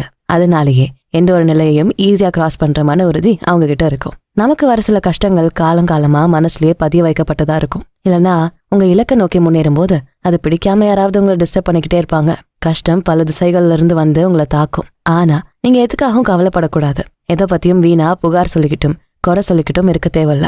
இந்த கஷ்டங்கள் எல்லாமே எல்லாருக்கும் ஏதோ ஒரு சந்தர்ப்பத்துல வரதான் செய்யும். இது முழுக்க முழுக்க பொதுவான விஷயம். ஆமாங்க, எல்லாருக்குமே எல்லாமே பொதுதான். இந்த விதி எப்போ மாறாது. குளிர்காலம் வந்தா நடுங்கணும், வெயில் காலம் வந்தா வெப்பத்தை தாங்கிக்கணும். மோசமான வெதர் கண்டிஷன் நம்மளுக்கு உடல்நிலை பாதிப்பு தரும். எப்பயாவது சில காட்டு மிருகங்கள் கூட மோத வேண்டியது கூட வரும். சில நேரம் இந்த மிருகங்களை விட மோசமான மனிதர்கள் கூடயும் மோதணும். இப்படி எல்லாருமே பொதுவான எல்லா கஷ்டங்களையும் ஃபேஸ் பண்ணி தான் இந்த வாழ்க்கை வாழணும். இதுல யாருமே எனக்கு மட்டும் ஏன் இதுன்னு புலம்ப வேண்டிய அவசியம் இல்ல. வெள்ளத்துல வர தண்ணியும் ஆபத்து தான், நெருப்புல இருக்கிறதும் நமக்கான ஆபத்து தான். இதெல்லாமே நம்ம வாழற சூழ்நிலை தான். இதை யாராலையும் மாத்த முடியாது. ஒண்ணு செய்யலாம், ஒரு நல்ல அறிவுள்ள மனிதரா இந்த எல்லா நிலையும் அப்படியே ஏத்துக்க தெரியணும். நமக்கு இயற்கை அனுப்புற எல்லாத்தையும் தாங்கிக்கிற மனப்பக்குவம் வரணும். நம்மளோட விருப்பங்களையும் ஆசைகளையும் இயற்கைக்கு ஏத்த மாதிரி டியூன் பண்ணிக்க தெரியணும். இயற்கையா நடக்கிற இந்த தலைகீழ் மாற்றங்கள் எல்லாத்தையும் ஒழுங்குபடுத்துற முறையாதான் இருக்கும். ஒரு மேகமூட்டத்துக்கு அப்புறம் வர தெளிவான வானம், புயலுக்கு அப்புறம் வர அமைதி, பகல் இரவுன்னு எல்லாமே மாறி மாறி வரும். நம்ம தான் அதுக்கேத்த மாதிரி நம்ம வாழ்க்கையை அடாப்ட் பண்ணிக்கணும். இந்த மாதிரியான எதிரெதிர் சக்திகள் மூலமா தான் எட்டர்னிட்டின்னு ஒண்ணு நிலையா இருக்கு. நம்ம மனசை சமாதானம் செஞ்சுக்க வேண்டிய சட்டம் இதுதான். இது ஒரு யூனிவர்சல் லா. யாராலையும் இதுல மாற்றங்கள் செய்யவே முடியாது. எது நடக்கணுமோ அது நடந்தே தீரும். எதையும் குறை சொல்லாம இருக்க கத்துக்கணும். முக்கியமா கடவுளை குறை சொல்லி திட்டுறதை நிறுத்தணும். அதுக்கு பதிலா உங்களை முழுசா அந்த கடவுள் கிட்ட ஒப்படைச்சிருங்க. எந்த துன்பம் வந்தாலும் அதை ஏத்துக்கிற மனப்பக்குவத்தை எனக்கு கொடு கடவுளேன்னு கேளுங்க. நான் நல்லவனா இருந்தாலும் நேர்மை இல்லாதவனா இருந்தாலும் உங்களோட கட்டளைக்கு கட்டுப்பட்டு வாழறேன்னு சத்தமா மனசுக்குள்ள சொல்லிட்டு அந்த விதியோட கைகள்ல உங்க வாழ்க்கையை கொடுத்துருங்க. அந்த விதி உங்களோட ஆசைகளுக்கு ஏத்த வாழ்க்கைய ஆச்சரியமா அதிசயமா உங்ககிட்ட கொண்டு வந்துரும். அடுத்து லெட்டர் 108. நாலேஜை ஜஸ்டிஃபை பண்றதுக்கு வேற எதுவுமே தேவையில்ல. ஒரு அறிவார்ந்த விஷயத்த நல்ல தெளிவான அறிவை வச்சுதான் புரிய வைக்க முடியும். முதல்ல எல்லாத்தையும் கத்துக்க நினைக்கிறது எவ்வளவு ஆபத்தான விஷயங்கிறத பாக்கலாமா? பெரும்பாலும் எல்லாருமே தெரிஞ்சுக்க நினைக்கிற விஷயங்கள் எல்லாத்தையும் ஒரே நேரத்துல கத்துக்க ஆசைப்படுறதும் கண்ட்ரோல் பண்ண கத்துக்கணும். நம்மளால மேனேஜ் பண்ண முடிஞ்ச அளவை விட அதிகமா எந்த நாலேஜும் வளர்த்துக்க நினைக்க வேண்டாம். உங்களுக்கு பிடிச்ச எல்லாத்தையுமே ஒரே நாள்ல கத்துக்கவும் முடியாது. உங்க மனசு ஏத்துக்கிற அளவுக்கு மட்டுமே உங்களால கத்துக்க முடியும். ஆனா அந்த அளவு என்னங்கறத கண்டுபிடிக்கணும். அதை ஒழுங்கா மேனேஜ் பண்ணவும் தெரிஞ்சு வச்சிருக்கணும். உங்க ஆழ் மனசு எவ்வளவு ஏத்துக்க முடியுதோ அந்த அளவுதான் உங்களுக்கான நாலேஜை லிமிட் பண்ணும். அதான் உங்களோட அறிவோட அளவா இருக்கும். ஒரு விஷயத்த கத்துக் கொடுக்க நினைக்கிறவரும் கத்துக்க நினைக்கிறவரும் ஒரே வேவ் லென்த்ல இருக்கணும். ஒரு தத்துவ அறிஞர்கிட்ட போற ஒருத்தர் நல்லவராவோ குறைஞ்சபட்சம் அவர்கிட்ட இருந்து திரும்ப வரப்போ நல்லவரா இருக்க முயற்சியாவது செய்யணும். இது தத்துவத்தோட உயர்ந்த சக்தி. எந்த தத்துவமோ அதுக்காக வாழ்க்கை அர்ப்பணிக்கிறவங்களுக்கு மட்டும் இல்லாம அவங்களோட கனெக்டரா இருக்க எல்லாருக்குமே அதுக்கான நல்லது செய்யற ஆற்றலை பெற்றிருக்கும். ஒரு பெர்ஃப்யூம் கடையில இருந்து வெளியே போற எல்லாருமே அந்த வாசனை கொஞ்சம் அவங்களோட எடுத்து தானே போவாங்க. அதே போலதான் எந்த ஒரு தத்துவ ஞானி கூட இருக்கவங்களும் அந்த விஷயங்களை அட்டென்டிவா கவனிக்க முடியாம போனா கூட அவங்க வாழ்க்கைக்கான விஷயங்களை அந்த அறிஞர்கிட்ட இருந்து எடுத்துட்டு போக முடியும். ஒரு தத்துவ ஞானியோட காலடியிலே இருந்தும் கூட எந்த ஒரு அறிவும் ஞானமும் பெறாத யாராச்சும் இருப்பாங்களான்னு கேட்டா கண்டிப்பா எல்லா ஞானிகள் கூடவும் இப்படிப்பட்ட தத்துவ குடிகாரர்கள் இருப்பாங்க. இவங்களை ஏன் மாணவர்கள்னு சொல்லலன்னு யோசிக்கிறீங்களா? இவங்க எல்லாருமே போதை பேர் வழிகள் தான். வெறும் தத்துவங்களை காதால கேட்டுட்டு அதுலயே மயங்கி போய் அதை செயலா மாத்த முடியாதவங்கள போதை பேர் வழிகள் தானே சொல்லணும். ஒரு டிராமா, மியூசிக் மாதிரி இந்த தத்துவங்களும் அவங்களுக்கு ஒரு என்டர்டைன்மெண்ட் தான். அதுல இருந்து வாழ்க்கைக்கு தேவையான எதையுமே அவங்க எடுத்துக்க மாட்டாங்க. இப்ப இருக்க பல அறிஞர்கள் கூட்டமோ இப்படிப்பட்ட மக்களால் தான் நிரம்பி வழியுது. அதனாலதான் கூட்டம் இல்லாத சமயத்துல கூட அந்த மண்டபங்கள் நிரம்பி வழியுது. வெறும் ரெஸ்ட் எடுக்கிற இடமா மாறி போகுது. இவங்கள சில பேரு உண்மையான நோக்கத்தோட வராங்க. இத கேட்டு அவங்களோட வாழ்க்கைய சரி செஞ்சுக்கிறதோட இல்லாம அவங்களோட தொடர்புல இருக்க எல்லாருக்குமே அதை கொண்டு சேர்க்க தெரிஞ்சவங்களா இருக்காங்க. வெறும் பேச்சுக்களை மட்டும் இல்லாம அதுல இருக்க உண்மையான அர்த்தத்தை புரிஞ்சுக்க நினைக்கிறாங்க. மரணம் இல்லைன்னா நல்ல அதிர்ஷ்டம்னு ரெண்டுல ஏதாச்சும் ஒன்னு சூஸ் பண்ணி ஆகணும்னு ஒரு முடிவோட இருப்பாங்க. அந்த வார்த்தைகளோட ஆழம் அவங்கள பாதிச்சு அந்த வார்த்தையாவே மாறி போறாங்க. ஒரு தத்துவ ஞானி என்ன மாதிரியான நபரா இருக்காரோ அதே போல ஒருத்தர அவங்களும் மாறுவாங்க. அந்த கூட்டத்துல கேட்ட வார்த்தைகளை யாருமே டிஸ்டர்ப் பண்ணாத வரைக்கும் அதே உற்சாகத்தோட நல்ல விஷயங்களை அவங்களோட வீட்டுக்கு கொண்டு போய் சேர்க்கறாங்க. ஒரு நல்ல கருத்தும் யோசனையும் அளவான விதத்துல சொல்லியாகணும். உதாரணமா பணத்தை பத்தி குறைகளை சொல்றப்போ அது ரொம்ப நீளமா ஏகப்பட்ட விஷயங்களை சொல்லுவாங்க. உண்மையா பார்க்க போனா அவங்களுக்கு தெரிய வேண்டியது ரொம்ப கொஞ்சம்தான். அது என்னன்னா, உங்களுக்கு தேவையான அளவு பணம் இருந்தா போதும் அப்படிங்கிற சிம்பிளான வார்த்தைகளை சொன்னாலே போதும். அதுவே அவங்கள டீப்பா யோசிக்க வைக்கும், அதுக்கேத்த முடிவுகளை தானே எடுக்க வைக்கும். அதை விட்டுட்டு பணத்தை பத்தின தப்பான விஷயங்களை அடுக்கிக்கிட்டே போனா அது மேல வெறுப்பை விட ஈடுபாடே அதிகமா வரும். இன்னும் எந்த வழியெல்லாம் பணத்தை தேடி போலான்னு யோசிக்க வைக்கும். ஒருத்தரோட கேரக்டர் மத்தவங்களை இம்ப்ரெஸ் பண்ற விதத்துல இருக்கப்போ அவங்களோட வார்த்தைகள் எல்லாமே ரீச் ஆகும். ஒரு நல்ல குணத்தின் மூலமா ஈஸியா மத்தவங்களே இருக்க முடியும். நல்ல தத்துவங்களை கேட்கிறப்போ உங்களோட சந்தோஷமான வாழ்க்கைக்கு அதை சரியா பயன்படுத்த என்ன செய்யணும்னு யோசிக்கணும். அந்த வார்த்தைகளை கேட்கிறப்போ எப்படி உற்சாகமா இருந்தீங்களோ அதே அளவு உற்சாகமா அதை உங்க வாழ்க்கை மாத்துறதுலயும் காட்டணும். ஒரு கடலின் புயல்ல மாட்டிக்கிறப்போ ஒரு இன்ஸ்ட்ரக்டரை விட எவ்வளவு நல்ல செயலரும் உங்களுக்கு ஹெல்ப் பண்ண முடியாது. செயல்பட முடியாத செயலரை விட ஒரு நல்ல இன்ஸ்ட்ரக்டர் உங்களை அந்த கடல் அலைகள்ல இருந்து காப்பாற்ற முடியும். பிளாட்டோ, ஜீனோ, கிறிசிபஸ், பாசிடோனியஸ் இந்த மாதிரியான பல ஸ்டோயிக் மனிதர்கள் அவங்க சொன்னதை செஞ்சு காட்டினதாலதான் புகழ்பெற்ற மனிதர்களா இருந்தாங்க. யாரால ப்ரீச் பண்றதை எல்லாத்தையும் ஃபாலோ பண்ண முடியுதோ அவங்கதான் சிறந்தவர்களா இருக்க முடியும். அடுத்து லெட்டர் 114. தப்பான விஷயங்கள் எப்படி உருவாச்சு, அது ஏன் பாப்புலரா இருந்துச்சு, இல்ல இன்னமும் இருந்துகிட்டே இருக்கு. ஒரு ஒழுக்கமான மனிதர் எப்போ தப்பான வழிகளை தேடி போக ஆரம்பிச்சாங்கன்னு பல கேள்விகள் நம்ம எல்லாருக்கும் இருக்கும். இதுக்கான பதில் ஆடம்பரம், சமூக அந்தஸ்து அப்படிங்கிற விஷயங்கள் பாப்புலர் ஆக ஆக அதுக்கேத்த மாதிரியான பழக்கங்களை மக்கள் ஃபாலோ பண்ண நினைச்சாங்க. அதாவது மத்தவங்க நம்மள எப்படியாவது புகழ்ந்தா போதும்னு நினைச்சவங்க தான் தப்பான வழிகளை தேர்ந்தெடுக்க ஆரம்பிச்சாங்க. ஒருத்தரோட ஆன்மா பலமே இல்லாம இருந்தா அவங்க ரொம்ப ஈஸியா தப்பான விஷயங்களுக்கு பின்னாடி போக ஆரம்பிப்பாங்க. ஒருத்தருக்கு இருக்க அறிவும் திறமையும் அவங்க சொந்த ஆன்மாவோட இணைஞ்சிருக்கும். உங்க ஆன்மாவை சரியா வச்சுக்க முடிஞ்சா, உங்க எண்ணங்களை சரியா வச்சுக்கிட்டாதான் உங்களால நல்ல விஷயங்களை மட்டும் தேடி போக முடியும். உங்க ஆன்மாவுக்கான வழிகாட்டுதல் சரியா இருக்கணும். சில நேரத்துல இது முழுக்க முழுக்க மனிதனோட தவறா இருக்கும். இன்னும் சில நேரத்துல அந்த காலம் அதுக்கான சூழலை உருவாக்கிடும். எப்போ உங்களுக்கு தேவையில்லாத ஆடம்பரம், செல்வம் இதெல்லாம் முக்கியமான விஷயமா மாறுதோ அப்பவே இந்த தப்பான வழிகள் நிறைய உருவாக ஆரம்பிக்கும். புதுமைங்கிற பேர்ல பல தப்பான விஷயங்கள் பெருக ஆரம்பிக்குது. அதாவது ஒரே மாதிரியான விஷயங்களை தொடர்ந்து செஞ்சுட்டு இருக்கப்போ அது போரிங்கான விஷயமா தெரிய ஆரம்பிக்கும். அதுல இருந்து கொஞ்சம் விலகுனா நம்ம கிடைக்கிற ஆப்பர்ச்சுனிட்டிஸ் நல்லதா இல்ல கெட்டதான்னு கூட யோசிக்க முடியாத நிலைக்கு நம்ம தள்ளப்பட்டுருவோம். எந்த ஒரு சமூகத்துல ஊழல் செய்யறது நன்மைக்கான விஷயமா பார்க்கப்படுதோ அந்த மக்கள் நன்மையின் பாதையில இருந்து விலகி போயிருக்காங்க. இதை நீங்க புரிஞ்சுக்க முடியும். இவங்கள போல உள்ளவங்க சமூகத்துல இருக்க குறைகளை பாராட்டி பேச ஆரம்பிக்கிறாங்க. இது செய்யறதுதான் சரின்னு நிரூபிக்க ஆதாரங்களை உருவாக்குறாங்க. மக்களுக்கு பிடிச்ச எந்த ஒரு செலிபிரிட்டி ஸ்டேட்டஸ்ல இருக்க வரையும் பாருங்க, அவங்க லைஃப் ஹிஸ்டரியை தேடி பார்த்தாலே அவங்க எந்த வயசுல அந்த நிலையை அடைய ஆரம்பிச்சாங்கன்னு புரிஞ்சுக்க முடியும். எப்போ அவங்களோட தவறுகளை திருத்திக்க ஆரம்பிச்சாங்க, எந்த வயசுல அவங்க ஆச்சரியப்படுற விஷயங்களையும் பாராட்டப்பட வேண்டிய செயல்களையும் செஞ்சாங்கன்னு புரிய வரும். அவங்க செஞ்ச தவறான செயல்கள் அவங்களோட நல்ல ஒழுக்கத்தோட பின்னி பிணைஞ்சிருக்கும். அந்த அளவுக்கு நல்ல விஷயங்கள் இருந்தா மட்டும்தான் நம்ம செய்யற தவறுகளோட பாதிப்பு வெளியே தெரியாம பாத்துக்க முடியும். எந்த ஒரு லைஃப் ஸ்டைலும் ரொம்ப நாள் நீடிக்காது. எதுக்குமே ஒரு நிலையான டைம்ல இருக்காது. எது வேணாலும் எப்ப வேணாலும் மாறலாம். அது அந்த சொசைட்டிக்கு தேவையான விஷயங்கள்ல இருந்து தான் உருவாக்கப்படுது. மொழி, சொற்கள் கூட அப்படிதான். பேசுற பேச்சும் வாழ்க்கையும் எப்பவுமே அந்தந்த காலகட்டத்துக்கு ஏத்த மாதிரியான விஷயங்கள தான் இருக்குமே தவிர எப்பவுமே ஒரே ஸ்டைல் ஆஃப் லைஃப் அப்படிங்கிறது சாத்தியமில்லாத ஒண்ணு. தன்னைத்தானே அதிகமா கவனிச்சுக்கிறதும் தப்புதான். உங்களோட செல்ஃப் அவாய்ட் பண்றதும் தப்புதான். இந்த ரெண்டு வெளிப்பாடுமே தப்பான பாதைக்கு வழிவகுக்கும். எந்த ஒரு ஆன்மா நல்ல விதத்துல மெயின்டைன் பண்ண முடியுதோ அங்க இருந்துதான் நல்ல வார்த்தைகளும் நல்ல சொற்களும் வெளிவரும். உங்க ஆன்மா ஸ்ட்ராங்கா இருந்தா நம்ம எண்ணம், வார்த்தை, செயல், பழக்கம்னு எல்லாமே நல்லதா இருக்கும். உங்க சோல் ஸ்ட்ராங்கா ஹெல்தியா இல்லாம போனா உங்க பர்சனாலிட்டி மாறி போகும். லைஃப் ஸ்டைல், மதிப்பு, மரியாதைன்னு மத்த எல்லாத்தையும் அது ஒண்ணும் இல்லாம செஞ்சிடும். ஒரு ராணி தேனி இல்லாம போனா அந்த தேன் கூட இருக்காதுன்னு சொல்லுவாங்க. அது மட்டும் இல்லாம போனா ஒரு நாள் கூட அந்த தேன் கூட இருக்காது, முழுசா இடிஞ்சு போகும். நம்ம சோலும் ஒரு ராணி தேனி தான். அது மட்டும் ஸ்ட்ராங்கா ஃபோக்கஸ்டா இல்லாம போனா மத்த எல்லாமே இடிஞ்சு போகும். அடுத்து லெட்டர் 122. பகல் வெளிச்சத்துக்கும் முன்னாடி எழுந்து சூரியனோட சண்டை போட தயாரா இருக்கவங்களுக்கு தான் வெற்றி காத்திருக்கும். சூரியனை கூட சந்திக்காம படுக்கையில தூங்கி பொழுத வீணாக்குறவங்களுக்கு வெறும் அவமானம் தான் மிஞ்சம். பகல் இரவுன்னு இருக்க செயல்பாடுகளை மாத்துறவங்க இங்க அதிகம் பேர் இருக்காங்க. இவங்க பகல்ல செய்யறத ராத்திரியும், ராத்திரி செய்ய வேண்டியதா பகல்லையும் செய்யறாங்க. இது இயற்கையை எவ்வளவு தப்பா பயன்படுத்துறதுன்னு புரியாம செய்யறாங்க. உலகத்தோட ஒரு மூலையில தூங்கிட்டு இருக்க ஒருத்தருக்கு அதே நேரம் இன்னொரு மூலையில ஒருத்தர் அவரோட வாழ்க்கைய தொடங்கி இருக்கிறத நினைச்சு கூட பார்க்க முடியாது. யாரெல்லாம் அந்த அதிகாலை காற்றோட வேகத்துல ஓட தயாரா இருக்காங்களோ அவங்களுக்கு தான் மாலையும் மரியாதையும் கிடைக்கும். ஒரு ஆடம்பரமான வாழ்க்கையோட வெளிச்சம் இரவுல தான் ஆரம்பிக்குது. மதுவும் இரவு கொண்டாட்டங்களும் இயற்கையோட செயலுக்கு மாறானது. இதை நீங்க உணர்றதே இல்ல. இந்த மாதிரியான இன்பங்களை தேடி போறவங்க பெரும்பாலும் சின்ன பயல்களாவே இருக்காங்க. இவங்க எவ்வளவு வயதானாலும் பொறுப்பான ஒரு ஆளா மாறுறதே இல்ல, மாறவும் முடியாது. ஒரு தப்பான விஷயம் ஒரே மாதிரி இருக்காது. எல்லா தப்பான விஷயமுமே மல்டிபிள் வேஸ்ல நம்மகிட்ட வரும். வெறும் ட்ரிங்க்ஸும் கொண்டாட்டங்களும் மட்டுமே தவறான விஷயம்னு சொல்லிட முடியாது. அதை விட தப்பான பல கேரக்டர்ஸ், பல விஷயங்கள் இங்க இருக்கு.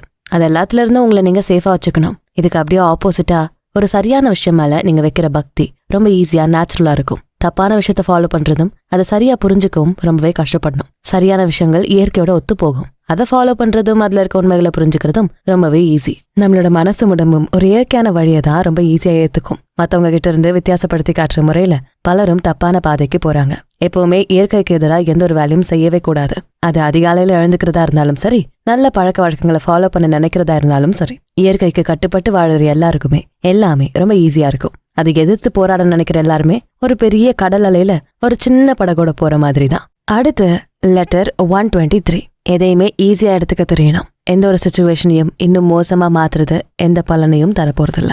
பசி வரப்போ ஒரு கெட்டு போன பிரெட் கூட நல்லதா தெரியும். அதனால எப்பவுமே நல்லா பசிக்கிற வரைக்கும் எதையுமே சாப்பிடாதீங்க. ஒரு நல்ல பிரெட் கிடைக்கிற வரைக்கும் இதுக்கு முன்னாடி கிடைச்ச அந்த மோசமான பிரெட்டை பத்தின சிந்தனை தான் நம்ம மனசுக்குள்ள ஓடிக்கிட்டே இருக்கும். அதனால எல்லாத்துலயுமே கொஞ்சம் பொறுமையோட இருக்க தெரிஞ்சுக்கணும்.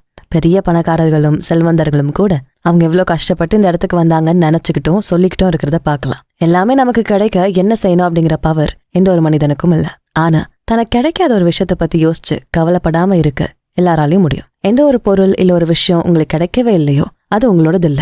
எது இப்போ உங்ககிட்ட இருக்கோ அதுதான் உங்களோட செல்வம், அதான் உங்களோட சந்தோஷம். பசியை தாங்குற வயிறு தான் இந்த நிலைக்கு போக எடுக்கிற முதல் படியா இருக்கும். இதை தாண்டி வந்துட்டா உங்க மனசை கண்ட்ரோல் பண்ற முயற்சியில நீங்க ஃபர்ஸ்ட் வெற்றி அடைஞ்சிட்டீங்கன்னு உணரலாம். ஏன்னா மனசை கண்ட்ரோல் பண்றதுதான் முக்கியம். அத முதல்ல உங்க பிசிக்கல் பெயின் அப்புறம் தேவைகளை கண்ட்ரோல் பண்றதுல இருந்து ஸ்டார்ட் பண்ணலாம். ஒரு விஷயம் நமக்கு எரிச்சலை தருது, கோவப்பட வைக்குதுன்னா அதை கூட பொறுமையா அமைதியா அந்த நிகழ்வை அவாய்ட் பண்ண கத்துக்கணும். எந்த ஒரு விஷயத்தையும் உணர்வையும் அவாய்ட் பண்ண கத்துக்கிட்டா நம்மகிட்ட இருக்க பல தேவையில்லாத விஷயங்கள்ல இருந்து விலகியே இருக்கலாம். நம்மகிட்ட இருக்க பொருட்கள்ல எத்தனை விஷயங்கள் நமக்கு தேவைன்னு நினைச்சு வாங்கிருப்போம்னு யோசிங்க. எல்லாமே யார் வீட்லயும் இருந்ததுன்னு நினைச்சு அதுக்காக மட்டுமே நம்ம வாங்கிருப்போம். இதேதான் மத்த எல்லா விஷயத்துலயுமே நடக்குது. எல்லாரும் செய்ய தயங்குற விஷயத்த யாரோ ஒரு சில பேர் செஞ்சு அது நார்மலானதா மாத்துறப்போ நாமளும் அதையே செய்ய நினைக்கிறோம். அப்பதான் எந்த ஒரு செயலும் எல்லாருமே செய்யற ஒரு காமனான விஷயமா மாறுது. எப்போ பொதுவான எல்லாரும் அதை செய்ய ஆரம்பிச்சிட்டாங்களோ உடனே அதுல இருக்க தப்பு நம்ம கண்ணுக்கு தெரியாம போயிடும். இப்படிதான் தப்பான விஷயங்களும் தப்பான பழக்கங்களும் ஒருத்தர்கிட்ட இருந்து ஒரு கூட்டத்துக்கும் அப்புறம் ஒரு சமூகத்துக்கும் பரவுது. ஒரு மியூசிக் கான்சர்ட்டுக்கு போனா அதுல கேட்கிற பாடல்கள் நம்ம மனசுல எப்பவுமே ஓடிக்கிட்டே இருக்கும். எப்பயாவது அந்த பாட்டை திரும்பவும் கேட்டா அந்த இசையும் அது கேட்ட இடமும் நம்ம ஞாபகத்துக்கு வரும். அதே போல இந்த கெட்ட மனிதர்களும் அவங்களோட பழக்கங்களும் நீங்க எப்போ கைவிட்டாலும் அது உங்களை தொடர்ந்து வந்துகிட்டே தான் இருக்கும். உங்க சிந்தனையோட ஏதோ ஒரு மூலையில அதோட தாக்கம் இருந்துகிட்டே இருக்கும். இந்த தப்பான விஷயங்களை நம்ம மைண்ட்ல இருந்து எடுக்கவே முடியாது. அதனாலதான் எந்த ஒரு தப்பான வார்த்தையும் ஒரு தேவையில்லாத பேச்சும் நம்ம காதுக்குள்ள போகவே அலோ பண்ணக்கூடாது. ஒழுக்கம், தத்துவம், நீதி இதெல்லாம் வெறும் கைத்தட்டல் வாங்க செய்யற விஷயம்னு நினைக்க வைப்பாங்க. நம்ம வாழற ஒவ்வொரு நாளும் முக்கியம். ஒவ்வொரு நாளும் ஒவ்வொரு நொடியும் கூட உங்களோட வாழ்க்கை கடந்து போய்கிட்டே இருக்கு. எதையுமே முழுசா அனுபவிக்காம இருக்கிறதுல எந்த ஒரு பயனும் இருக்க போறதில்ல. நல்லா சாப்பிடுங்க, நல்ல விஷயங்களை செய்யுங்க, சந்தோஷமா இருங்க, உலகத்தை சுத்தி பாருங்க. இததான் ஒரு முழுமையான சந்தோஷமான வாழ்க்கைன்னு சொல்ல முடியும். ஏன்னா நம்ம எல்லாருமே ஒரு நாள் இறக்க போறோங்கிறது நிச்சயம். அப்படி போகிறப்போ எதையும் நம்மளால எடுத்துட்டு போக முடியாது அப்படிங்கறதும் உண்மை. அப்படி இருக்கப்போ இங்க கிடைக்கிற நல்ல விஷயங்களை இங்கே அனுபவிக்க பாருங்க. நாட்கள் போய்கிட்டே இருக்கு, வாழ்க்கை நம்மகிட்ட இருந்து ஓடிக்கிட்டே இருக்கு. இதுல வெறும் இன்பங்களை மட்டுமே ஃபோக்கஸ் பண்ணி வழிகளை ஒரு சுமையா யோசிக்க வைக்கிற ஸ்டோயிக் பிலீஃப்ஸ் கூட தப்பான ஒண்ணுதான். நல்ல ஞானமும் அறிவும் அன்பாவும் இருக்க ஒருத்தர் தான் எல்லாத்தையும் மறந்து இந்த வாழ்க்கையை முழுசா நேசிக்க முடியும். நல்ல ஒழுக்கம் மட்டும்தான் நிஜமானது. வெறும் இன்பம் சந்தோஷம் எல்லாம் எந்த பலனும் தராத வெற்று செயல்கள். சந்தோஷத்தை மட்டுமே தேடி போற வாழ்க்கையை தேர்ந்தெடுக்காதீங்க. எதெல்லாம் குளோரிஃபை பண்றோமோ அதுக்கெல்லாம் எந்த வேல்யூவும் இல்ல. அதே போல மரணமும் தப்பான நடக்கக்கூடாத விஷயம்லாம் இல்ல. எல்லா மனிதர்களுக்கும் பாகுபாடு காட்டாத ஒரே இடம்னா அது மட்டும்தான். வெறும் மருந்தை மட்டுமே கொடுத்து ஒரு நோயாளியை கடைசி வரைக்கும் உயிரோட வாழ வைக்கலான்னு நினைக்கிற டாக்டருக்கு அந்த நோயாளிக்கு வாழ தேவையான நம்பிக்கை தரவே முடியாது. கடவுளையோ ஸ்பிரிச்சுவல் பிலீஃப்ஸையோ நம்ம ஒரே அடியா மறுக்கிறதும் தப்பு, அவமதிக்கிறதும் தப்பு. அதுக்கு பதிலா அதுல இருக்க உண்மைகளை தேடி கண்டுபிடிக்க பாருங்க. அதுல எவ்வளவு கத்துக்க வேண்டிய வாழ்க்கை பாடங்கள் இருக்குன்னு யோசிங்க. அதான் ஒரு தத்துவத்தை ஃபாலோ பண்ண வைக்கும். அர்த்தமுள்ள ஒரு வாழ்க்கைய நீங்க வாழறதுக்கான தத்துவமா அது இருக்கும். 2500 வருஷத்துக்கு முன்னாடி வாழ்ந்த செனேகாவோட இந்த லெட்டர்ஸ் ஒவ்வொன்னும் நமக்கான இப்போதைய வாழ்க்கை பாடங்களை தர்ற விதமா இருக்கு. இந்த ஃபுல் ஆடியோ புக்ல இருந்து ஏதோ 1-2 விஷயங்கள் உங்க லைஃப்க்கு யூஸ் ஆனா அதுவே எங்களுக்கு சந்தோஷம் தான். சோ இந்த வீடியோ உங்களுக்கு பிடிச்சிருந்தா இதுக்கு ஒரு லைக்கை போட்டுட்டு உங்க ஃப்ரெண்ட்ஸ் அண்ட் ஃபேமிலிக்கு ஷேர் பண்ணுங்க. நம்ம channels beyond ordinary and body and soul Tamil ரெண்டுத்துக்கும் சப்ஸ்கிரைப் பண்ணிட்டு பெல் ஐக்கானை அழுத்திருங்க. நான் உங்களை அடுத்த வீடியோல பாக்குறேன். நன்றி.